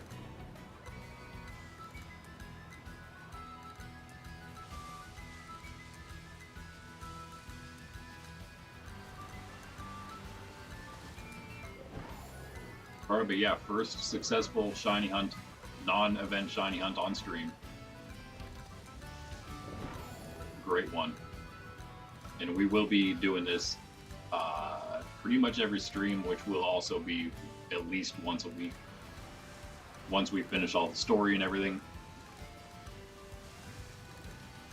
Everything else the game has to offer, because we want to check it all out for posterity reasons, and prosperity, in case we find a lot of cool stuff.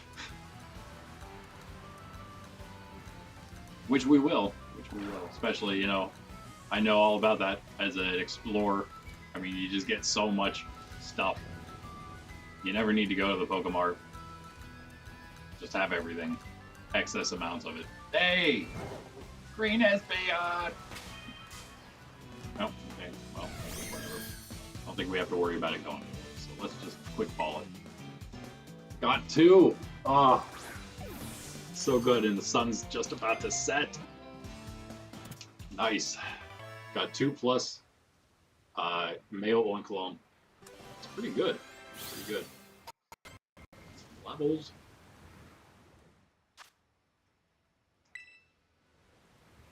See how good they are. We didn't check them yet. Now let's wait till nighttime. Let's ride out the rest of the sun. Why not? You never know, right? Now the rain is stopped. Stopped spawning way up in the top there that I missed.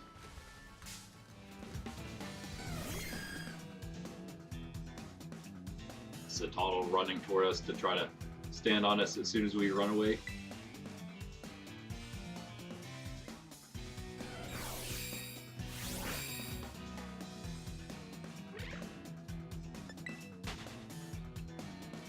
He's waiting patiently for us. That's nice. That's so nice of you. Ooh, that damage is not from him, right?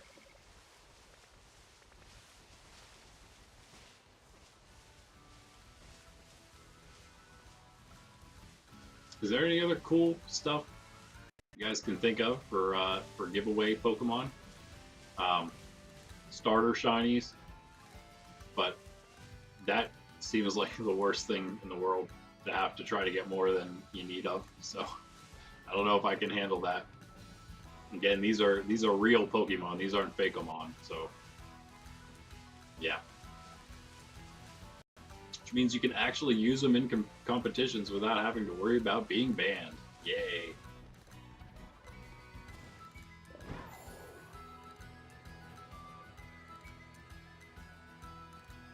It's always a plus. That's what we forgot from our shiny team, by the way, was our probably fake, but maybe not fake shiny Meloetta down here. It actually might not be, because it just depends, because sometimes you do get the original trainer name as Home if it comes from home for some reason. If there was some reason they like something about the name that they, I think if it's like either if it's profane or it's like from a region that doesn't match the region of the Pokemon or something. So if it was like a Japanese name from this English Pokemon here, I don't know. There's that, but then also it's not like the best Pokemon.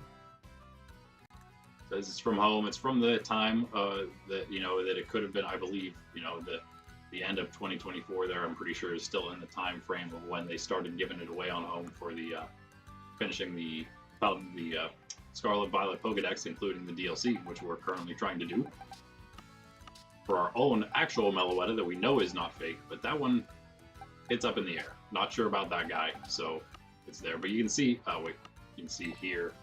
If I remember buttons. It is amazing, but it says 3 best and 3 pretty good. And that might be like the way you would want it. I mean, best speed isn't maybe as good as best HP, I guess. So really, you can see there, it's not really the greatest Pokemon. So everything actually seems to be normal about it, but still, I wouldn't. Even if I was gonna, for some reason, use it competitively, I wouldn't. Of course, we're gonna have our own anyway, and of course, there's our Mew over here as well. That one is definitely most absolutely fake because it's a shiny Mew with perfect stats, which it's impossible. I heard so. But yeah, that just sits over there now, unfortunately, because it's so cool. And I don't blame the person that gave them to me, because again, many people like myself at that time don't know all that kind of stuff. I still don't know all about all these fake Pokemon, but starting to get the gist of it. By the way, where are our Pokemon going right now? When we catch them, there they are.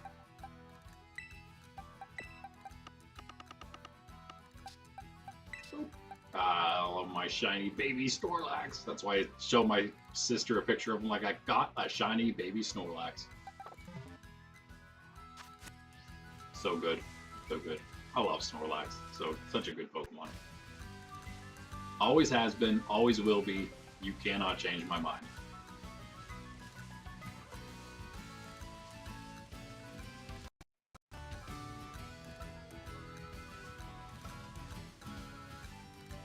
That's, we still have a decent bit of, not a ton of time, but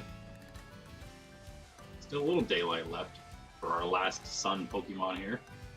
Our third one. Could you imagine? Could you imagine actually getting 3 right now? Not the greatest start, but just in this one, because this is our third daytime attempt. We found both Espeon and our Oinkalone on this day. On this day. It would be cool if it actually had like a date, a Pokemon date, based on like the time you started, you know.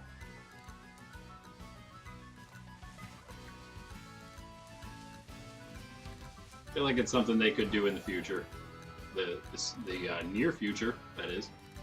One of the upcoming games, perhaps, and maybe not ZA, but maybe not ZA. Down for some ZA? I am. I can't wait. I just cannot wait. You can tell by my excited voice. But no, seriously, we are going to start playing Arceus soon. Now that we're almost done here. Keep mentioning it at every stream, but just in case you haven't heard me say it. We're going to do Arceus soonish. Sub out 1, probably 2 Scarlet version streams a week. Maybe Tuesday and Thursdays. And start doing Arceus. Get through the story of Arceus. Get a character to the end game so we can do whatever we want there. Bring over Pokemon from there. And again, hopefully have it done in time to basically hop straight in to ZA. But at the same time, that will be then 2 games that we can shiny hunt on. And we can do, do like 1 Scarlet and 1 Arceus a week for shiny hunts. And in fact, we'll also have Let's Go Pikachu is going to be done by far by then. The video playthrough we're doing of that. We can also do a day. In fact, you know what? If we're waiting for ZA, that's what we'll do. Our 3 Pokemon video game streams. It'll be a different game every stream, and we'll hunt a shiny on a different game every stream. That'll be fun, right? Yay! And then, because I know about Let's Go hunting. I know how that works, but I haven't really looked into Legends Arceus hunting yet.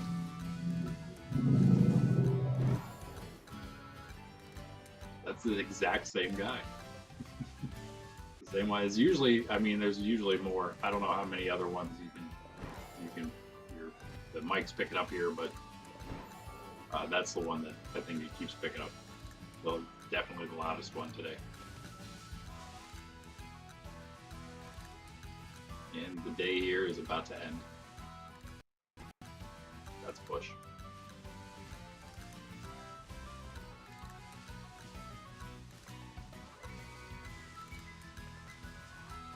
Yeah, then ZA comes out, and I don't even know what we're going to do then. I believe by then, we're going to add in an extra day of Pokemon stream.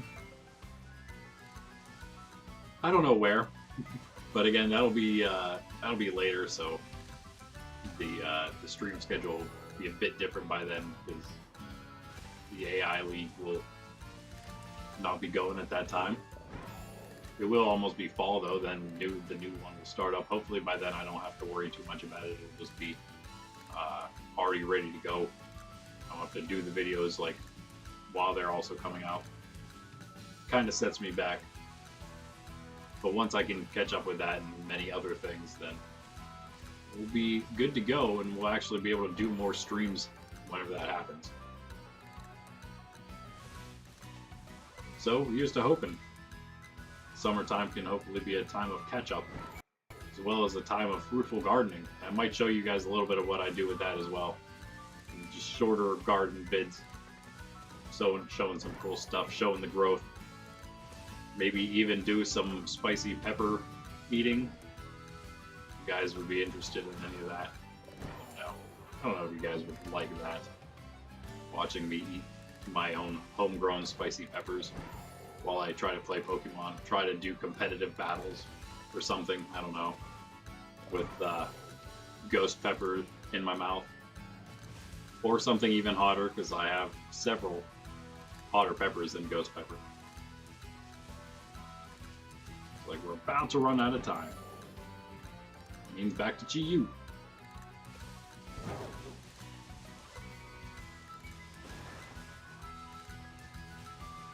So yeah, once we get 4 Pokemon VG games, streams, that is, it's not even a big truck, a week, then we'll probably be doing 2 ZA, if not 3, probably 3 ZA streams to get through, because it's going to be new. We just want to play that. And then we'll have 1 extra day there, and we'll just probably, maybe just switch it up whenever we feel like hunting. Maybe I'll check all the hunts. If there's a way, I don't know if there's like going to be a daily thing in Arceus or not to check, like there is. I mean, Let's Go Pikachu, it's like, well, if we want to hunt this thing, then we'll go hunt it. But other than that, I'll check hunts. If we don't have anything good at all to do, then maybe we'll just revert to something on Let's Go if we need to. There's always, of course, there's always going to be like just sitting here and doing Masuda method, trying to get the starter shinies. That's going to be so annoying. I'm sorry in advance. But if you guys are the kind of people who like the shiny thing, I guess you're into that. It's again going to give us a great chance to just literally sit here and talk about nothing, because we're going to be hatching eggs the whole time. Yeah, but we'll probably still stick about pretty much with Scarlet / Violet. I mean, I'll probably throw in my Violet main if we ever have a cool hunt there on a stream day. Especially once we're getting down to the end and there's only a few things, you know, relatively speaking, a few things left we need to find. Once we get the hunts we need, doesn't matter what character it is, we'll play that one. Obviously, for the exclusives, we'll have to play Violet. And that is that for our Espeon.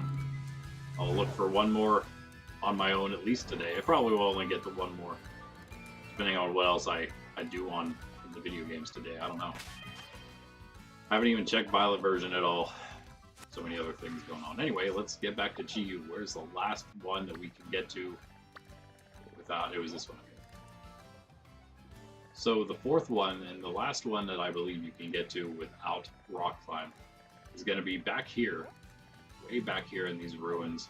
It's in the back of the Team Star base. You can hop off down the cliffs to get there. That's what you're going to have to do. So once you can get over here into this bamboo forest area, you fly there, and just head straight into Team Star base, the fighting base.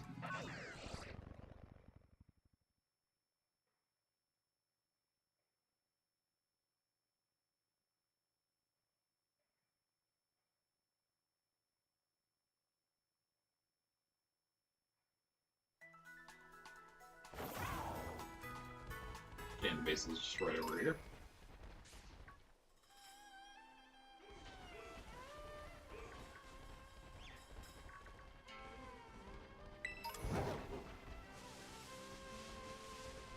Yeah, you pretty much want to go the whole way you can, sort of the back, the sort of southeastern area.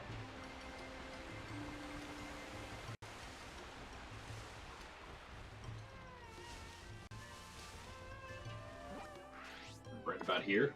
You can jump down, and it's going to be right behind this rock formation.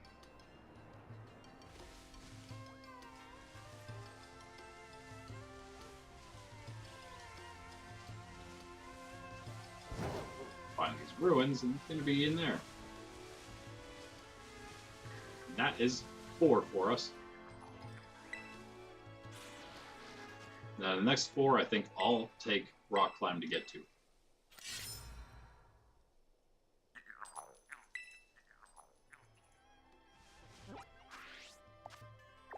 And again, remember, you're going to need rock climb to get to Chi-Yu in his shrine anyway. Which means the False Dragon Titan. Now the next one we're going to do where it is. The next one we're going to do, we're going to take either the Levincia Lighthouse fly point, or just fly to Levincia itself if you don't have that, and then you can run up the hill and get to the lighthouse. Start there.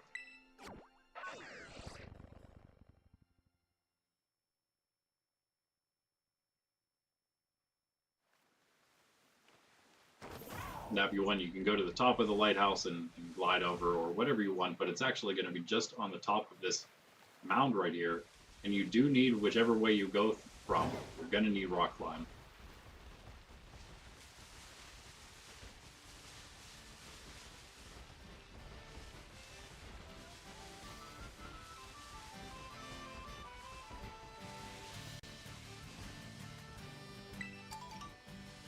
This is it. Highest point right there.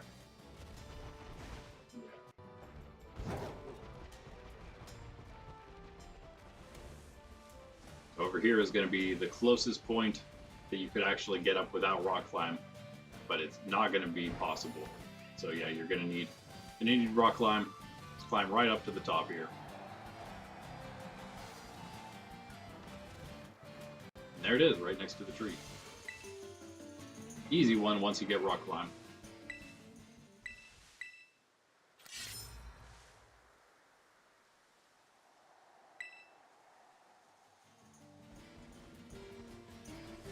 And you can see that there's no way from the lighthouse you can get here.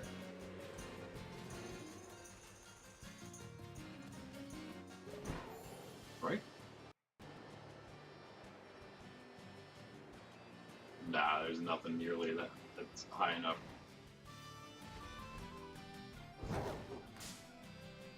Those are actual Quattro. Okay. Didn't think I'd be able to fight up here, but alright. You want to fight about it? Wait, get out of here, birds! Look at them, they're all over the place. This isn't normal. There's a roly-poly up here. Is that somebody? I don't believe it is. What's happening? What's happening? Does not seem like something that's supposed to happen. Yeah, there's no way. There is no way. Alright. That being said, go. Come on, go. Alright, what do we have left here? 3 other ones. Got this one just now. That one is somewhere. Yeah, that one's the one next to those are the 2 we got earlier. This one is one we need rock climb. That one we got. So, and then that one we got. So this one. Wait a second. Are one of these the same place? This one. Where is this? Is that the same place? It is. It's just, yeah. Okay. Pretty sure that's the same one. So we might need one more, right? Is that right? That's okay. 2, 3. No. Wait. Yeah. Yeah, there's 8. So we missed one. I'll just have to figure out which one that is. Let me see here. So let's get this one. That's the one that's like right between. I'll see where that one was on the map. And then I was going to get that one last because it's on top of the shrine. We'll do that then. And that's, again, yeah, that's the same one. Shrine, same one, and then the one we missed. That's all that's left. Okay. Let's do the shrine now then. Doesn't need to be last. Okay, next, we're going to go actually to where the shrine is. Fly to Fury Falls, because we don't have the fly point to get there yet. You can get it if you do the history course. Get to the end of that. Talk to Miss Ryford afterward. Climb our way the whole way up Fury Falls here.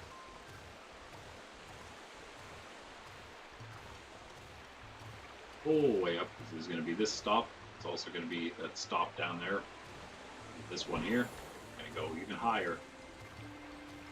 And in this little cave here, where the shrine is it there? Where the a lot of Pokemon outside of it right now. We go even higher, though. You saw our next ominous stake. Only 2 left now after this.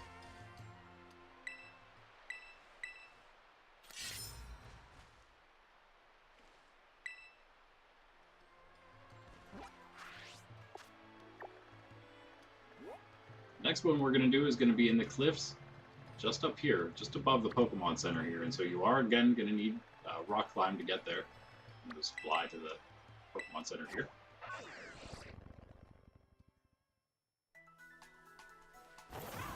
You can go right up side, right next to this tree.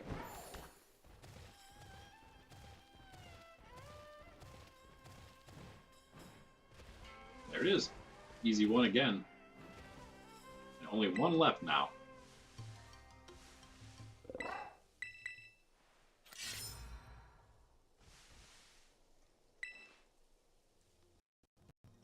Okay, so yeah, we took a picture from this way, and then we took a picture from this way, alright?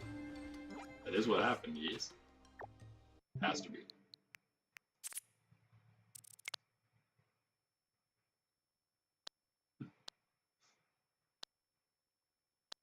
And there's the other one, yeah.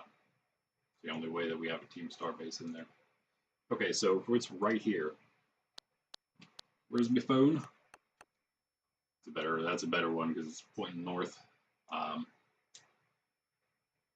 It is.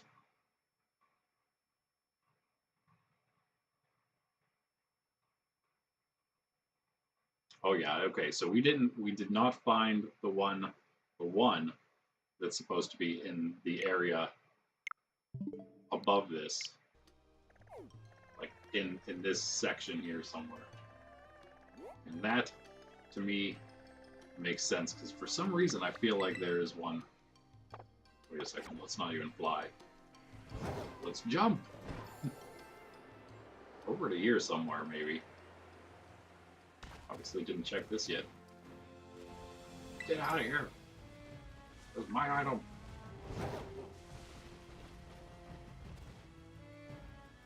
This is a very promising area as well.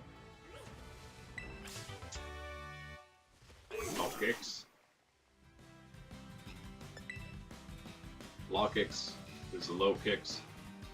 But he doesn't have a low kick, does he? Because he's not a fighting type. He's a dark bug.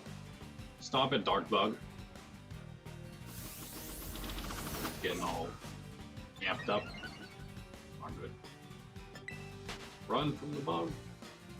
Could just squash him with a rock, I guess.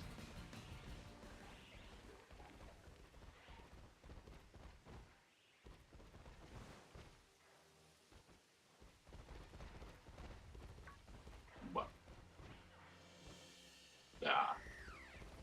Nah, I think I'm seeing things. Shiny Indeedee. Nah.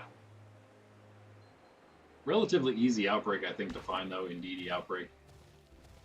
Amongst other competitively viable Pokemon. Probably several you can get outbreaks pretty quickly. And again, if you just want to use the reset or the clock trick, just basically get whatever you want as long as you're willing to sit there and wait sometime. I feel like we'll do it at some point, I'm sure. Once we get to the point where I'm tired of waiting to find like the last few or whatever that we need. At least outbreak-wise, because it's not like you can get everything in outbreaks. What I was seeing there. Just hoping. I'm always just hoping, you know. Aren't we all? Always hoping. Even though we just ran into a random shiny, always hoping for another. Never stop looking. Let's think about this. Okay.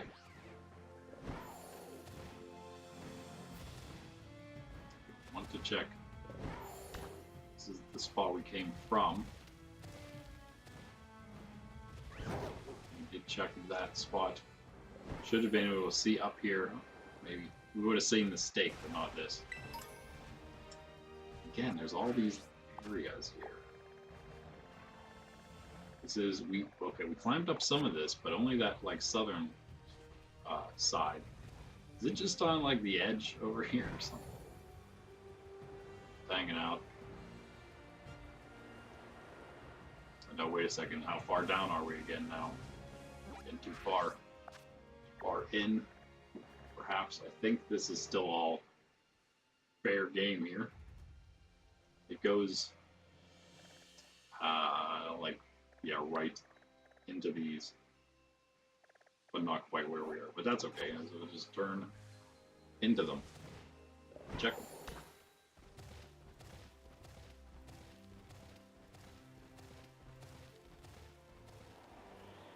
Have we been up here yet?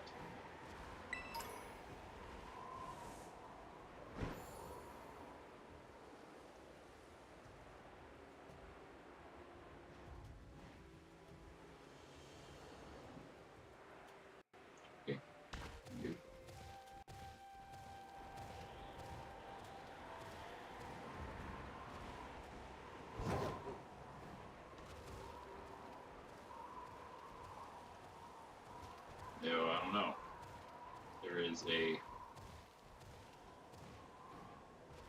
don't think it's here.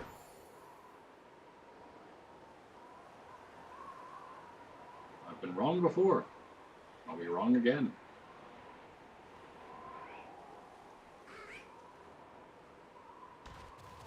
That's probably the wrong direction. Probably this. I don't even care. Give me gold. Got time for you.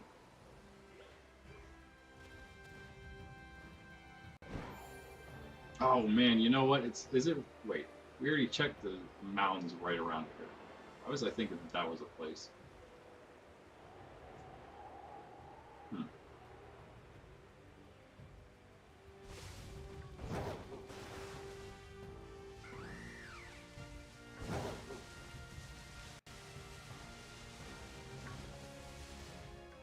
There, Flareon.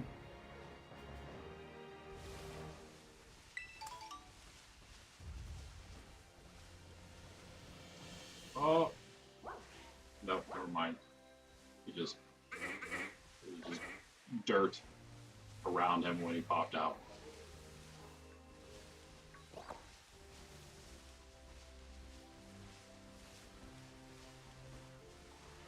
A lot of different Pokemon all together makes you look twice.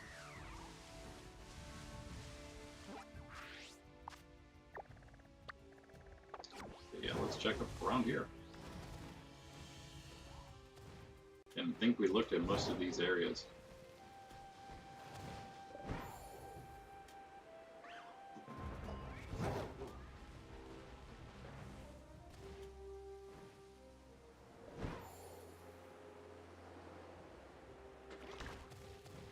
And that is where, yeah, that's where the other one was.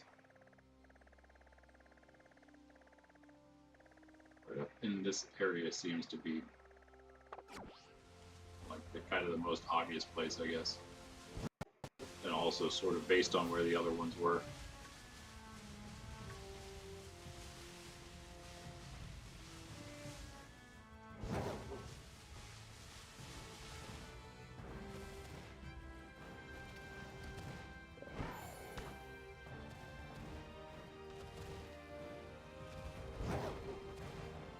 Yeah, all these mountains and stuff. Mountain sides. They call those slopes.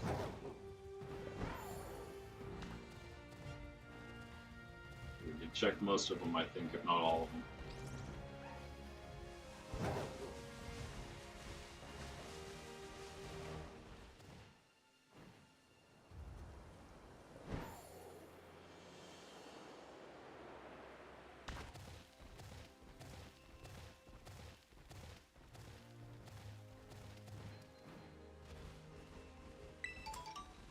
Not yet. Alright, but it doesn't go too much more here. Get into the other region.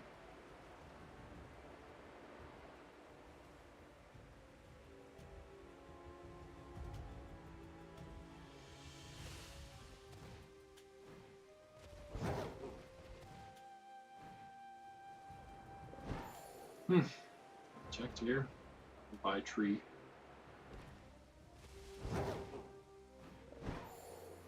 Oh, we checked all these down here.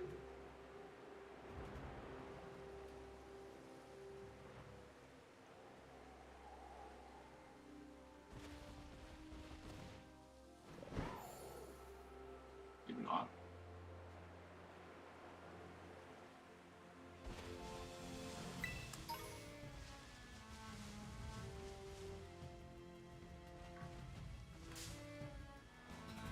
Alrighty then.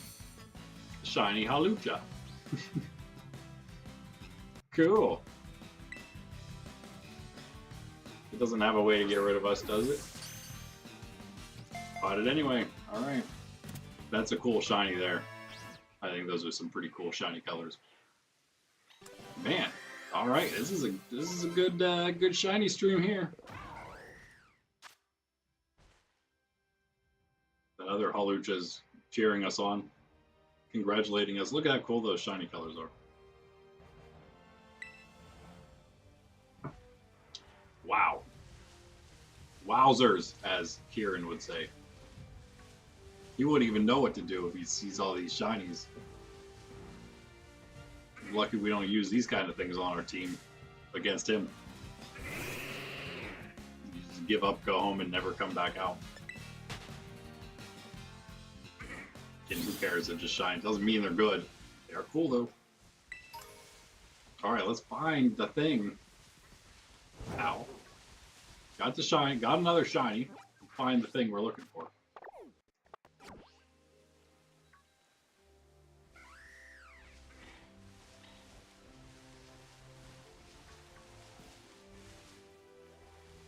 Bah.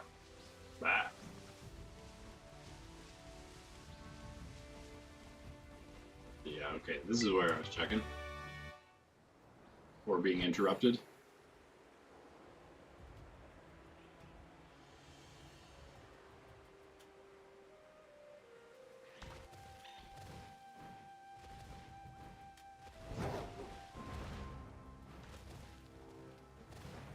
Yeah, I don't know. It's always one. It's always got to be one. But again, luckily for this, I mean, again, I know I could just look it up if I wanted to. Takes some of the fun out of it. I took some of the fun out of it already by using the map that breaks things down. Shows you the different, gives different like sections of the map and how many are in each of those sections. Which is why I know that around here somewhere there is another one. There is one, I should say, because we missed it, wherever it is. Could also be in here, but yeah, we checked all these, right? We just checked all these upper areas, high up places.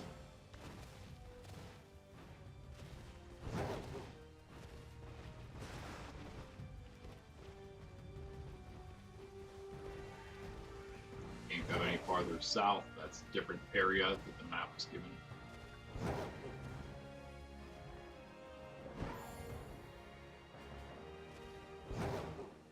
It's been right so far. It's been right with all the other ones. So I should assume this one is no different.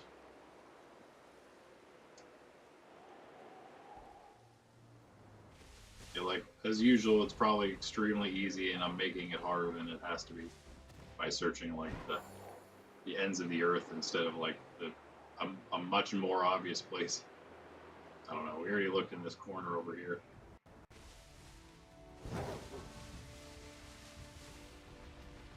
Didn't we? Yeah.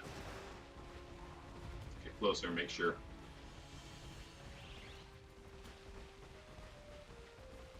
Nowhere else it could be here. Not gonna be like on top of one of the towers. Right? No. No. It'd be weird. That face.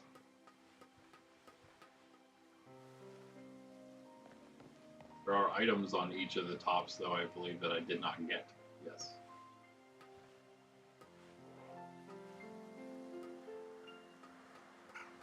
It's a bit of a view. sort of the middle of the area here that we're trying to check. Mostly, almost. I feel like I looked everywhere. Except wherever it is. Which leads me to believe, okay, we just checked all this, did we not? There's right here is where the one is that we thought was this one, but it's not this one. This is the place that seems the most likely to me, but we checked that just now. We can only go really down this far. All these mountain like ledges here, that would be another area that I'm not positive about. Seems sketchy to me. Seems like it could be, I don't know. That seems like it should be the place. We also did check there already. There's so many different like little paths to go down there as well that could have just missed it. One more. And then Yuchi, we're be going on a 4-hour stream to get GU here. Sydney's like, when are we gonna be done? Alright, luckily I'm a little ahead today, so we'll be alright. Trying to get even farther ahead today. Let's hope I can. I can find this last steak.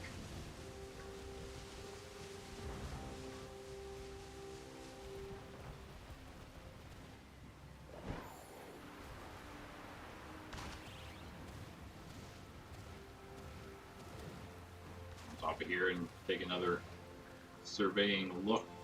Never mind, it's on top of here. It doesn't have a little green spot on top of the mountain, so I just figured it wasn't, didn't have anywhere to land like that, right? Just a whole brown thing on the mini-map. Well, that's a real easy one, but again, I don't think you can, glide there. You probably can. If you can get to the top of that, you might be able to. We'll find out. Yes! That was it. That was, I mean, relatively painless, being that, I mean, I did have some help with that semi-map that told us where everything was, but for the most part, kind of just looking on our own. I feel like it went pretty smoothly. That's it, right? That one right there. Or is it? Yeah, that. Yeah, you can't even see that green from over here. How about that? I think we could even make it from right there. And I believe that's as high as we're going to get there. As the storm comes in. Now, where's our closest fly point? Obviously, it's that. But if we're going to not rock climb, it's going to be, again, the watchtower.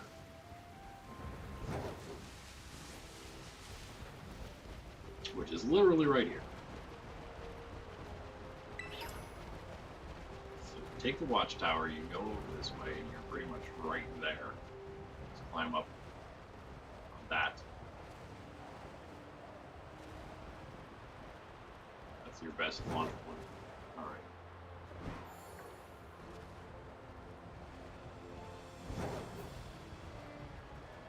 And too bad there's a storm brewing right now.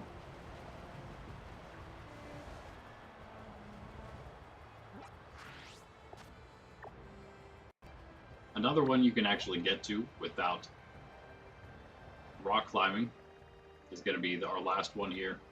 Right on the top of this mound, you can either take this North Province Area 1 Pokemon Center fly point and you can just rock climb right up there, or if you don't have rock climb, you can again go to the Glissado Mountain Watchtower where we're at here.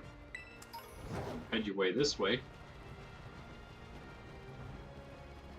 And right down as you start down this path here, you see you can hop up on this ledge, work your way right over here. You are going to need glide, and you can just glide.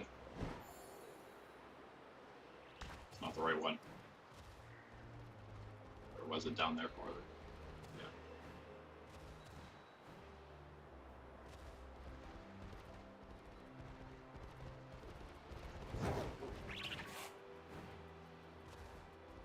head down this path here, the rocky or mountainous path, toward the top, toward the northern side, and as you come down here, veer off, go back up this ledge here, this cliffside,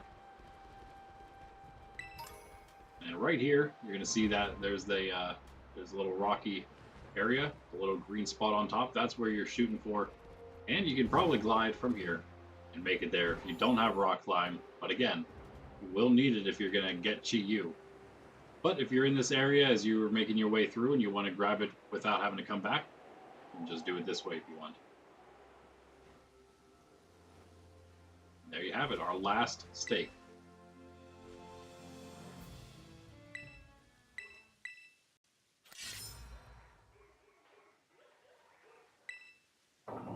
Now we hear this of some ruinous Pokemon coming from the shrine, which is this direction, Koraiden tells us. He's correct. It's going to be right down here again, Fury Falls. Take that fly point.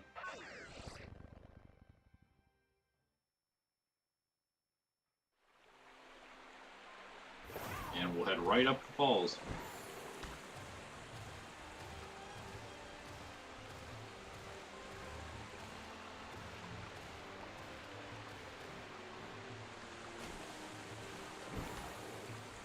All the way up the falls, right to where they start coming out.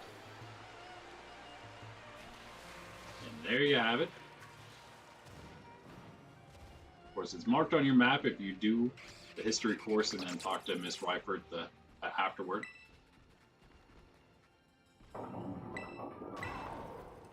Not touch the shrine just yet.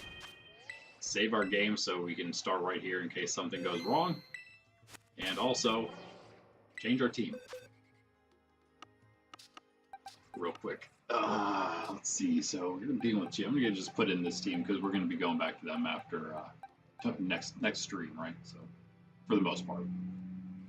And the one we'll start with is actually, you know what? I take that back. Let's put in Pokemon that are super strong. That'll work. You go here. You go here. You go here. You go here. You are here, and you go here. And we will grab Croco, and Meg, and Azu, and Garchomp. Except, I take that back, because we don't need all these super high levels. We don't need the level 100s. Everyone else is fine. Let's throw in King Gambit and Grimmsnarl. Sure, why not? And we'll go with Tink. No, wait, we will go with Azu would have been the best. We'll go with Grimmsnarl, who's the lowest level, but it might be okay. We're dealing with fire and dark right now, so we could go with Uraiden. Go with Garchomp. Grimmsnarl. Let's go with Garchomp first. Let's just do that. Yeah. Intake, whatever. Alright. Let's do it. Last Ruinous Pokemon. Last thing to do. Get out of the way. Last thing to do in Paldea. It's been fun. Now it's time to finish Kitakami next time. And we should be done. We might have like extra stuff to do on Saturday, especially if we fail at Quaquavel too long, then we'll definitely need some extra time. But yeah, should be done with Kitakami this week, that is. That'll be great. Done with Paldea, done with Kitakami. We should next week be on to the last of the DLC. DLC. Pretty exciting. I've just barely started it on my main, so it's still all new and exciting to me altogether. And oh yeah, Dusk Balls. This is probably the easiest one to catch in a Dusk Ball, huh? Because we're in a cave. We can try it anytime we want. We don't have to wait for nighttime, which it is anyway. We're not hunting Espeon, so it must be nighttime. That's good. So ending stream, gotta do other things to get everything set up and start doing some stuff on the computer, editing and whatnot. And that'll probably be just enough time to hit daytime again. Or we'll hunt some more Espeon. Whatever else decides to show itself. Oh wait, what happened to this? Wait, does it have a kind of move are you using, man? Oh, we're gonna do that. What's that? What is that called? That dark move or the ghost type move. Is that what he's doing? Oh, he's using bounce. That'll work. Do nothing except paralyze me. Kind of annoying, but whatever. I'm not even attacking. Wish I could paralyze you. That'd be cool.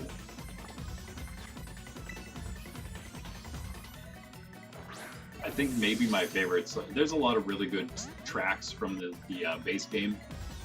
This is a good one in my opinion. Of course, the last battle songs are always good. Final battle songs. Everything in Area Zero, all the Area Zero songs, in my opinion, are amazing. Even just the song as you're the soundtrack, whatever you want to call it, as you're walking through. It's good. It's good. One of the best. Also cool that I like that they made the crystal, like the top of the mountain, whatever you call the middle there, like the crystal lake. Is that what it is? Crystal whatever in Kitakami. The top and center of the mountain that's also like has Terra crystals there. It has slightly similar music to it, which is pretty nice little touch in my opinion. Similar to Area Zero, that is. And I'm still looking for it. It seems like there's some kind of, is there some kind of culminating story thing here after part 2 of the DLC? Looking forward to it. Ah, he did it again. Alright. Use a super potion.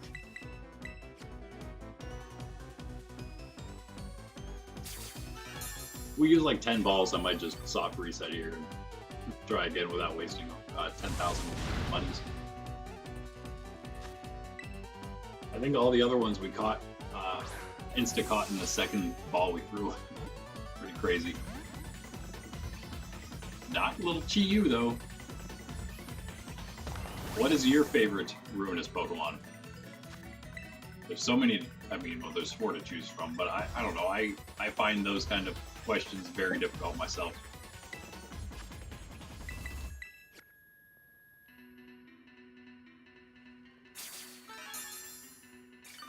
Weird, the music stopped while that was happening.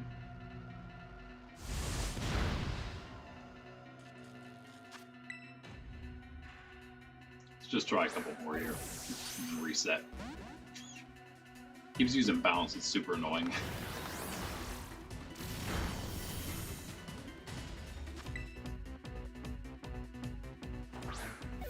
I don't know what my favorite would be. Honestly, I have no idea.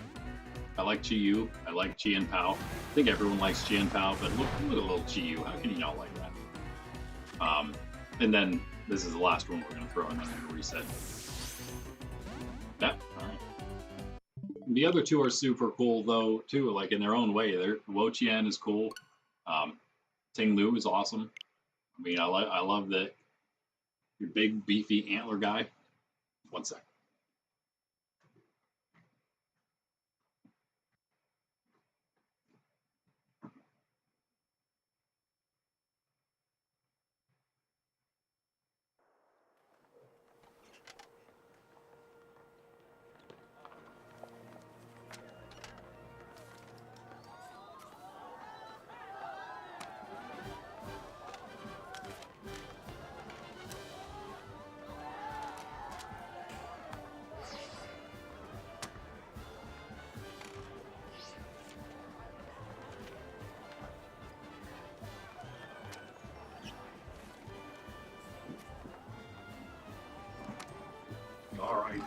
All right, let's get this over with.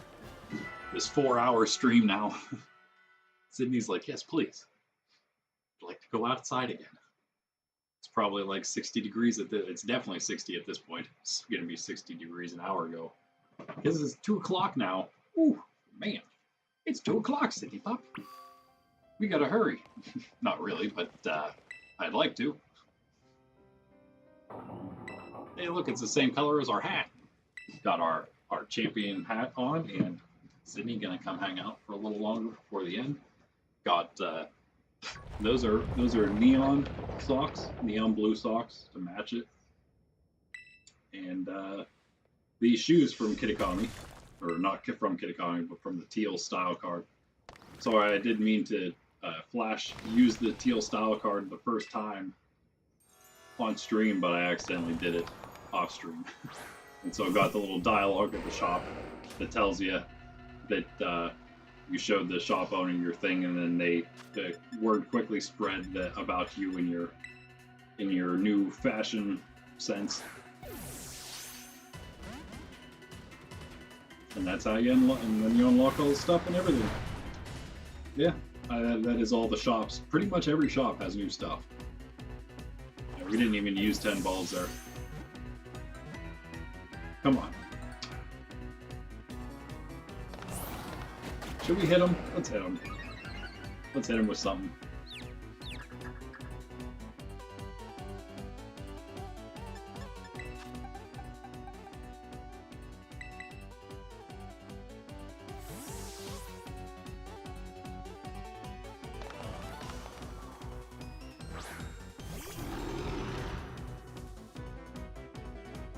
Grimmsnarl, saw him a couple times in the day one that I watched competitive play from Vancouver. I'm pretty sure it was Vancouver, the most recent one. Nice, good job. Perfect. Special attack balls, that'll help. Throw some dust balls. Nope. You're gonna bounce again. Again.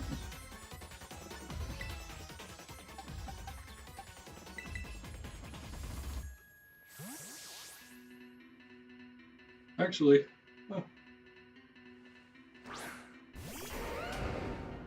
Bellable. I might have Thunder Wave on there. Can't remember.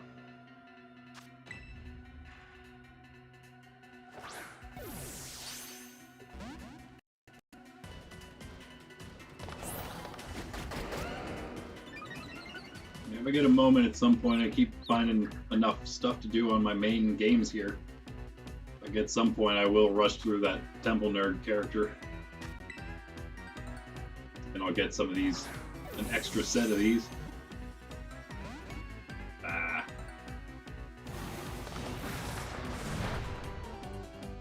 That could just be nice to have an extra set just again for the different Terra. Like, oh man, come on, Chi-Yu. It's the hardest one by far. And of course, we'll have get them all a dark type for all of them. And then what do we have? Grass, fire, ice, ground? Yeah.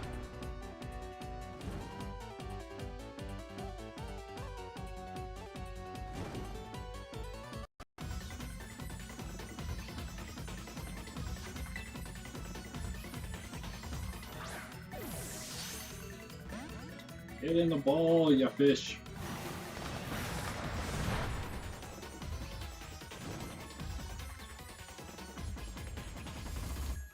I'm gonna go until Garchomp faints. 34. That's about almost 10. I think this is our 9th throw here. Nice. That'll do it. That'll do it. Gee, yeah. All right. Got him. Got the little fish, fire fish. It controls flames burning at over 5,400 degrees Fahrenheit.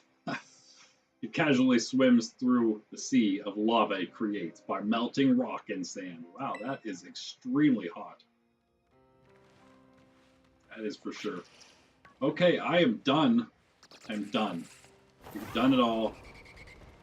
We've got 2 shiny Espeon today. Amazing. We even got a shiny Oinkalone, and what was the other shiny we got? Shiny and the shiny Lucha. Lucha, that's his name. Where'd you go? Somewhere in here. Oh, did he actually end up in our shiny box? Nice.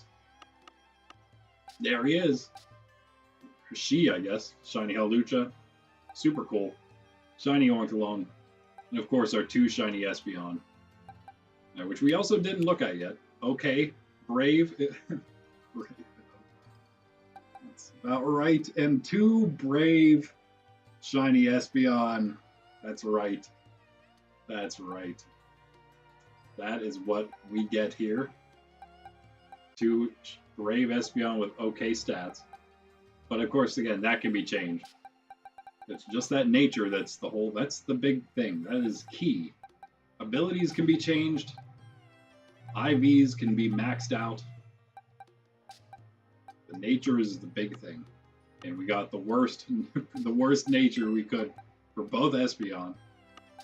And we got Chi-Yu. We'll go in our legendary 1. Boom.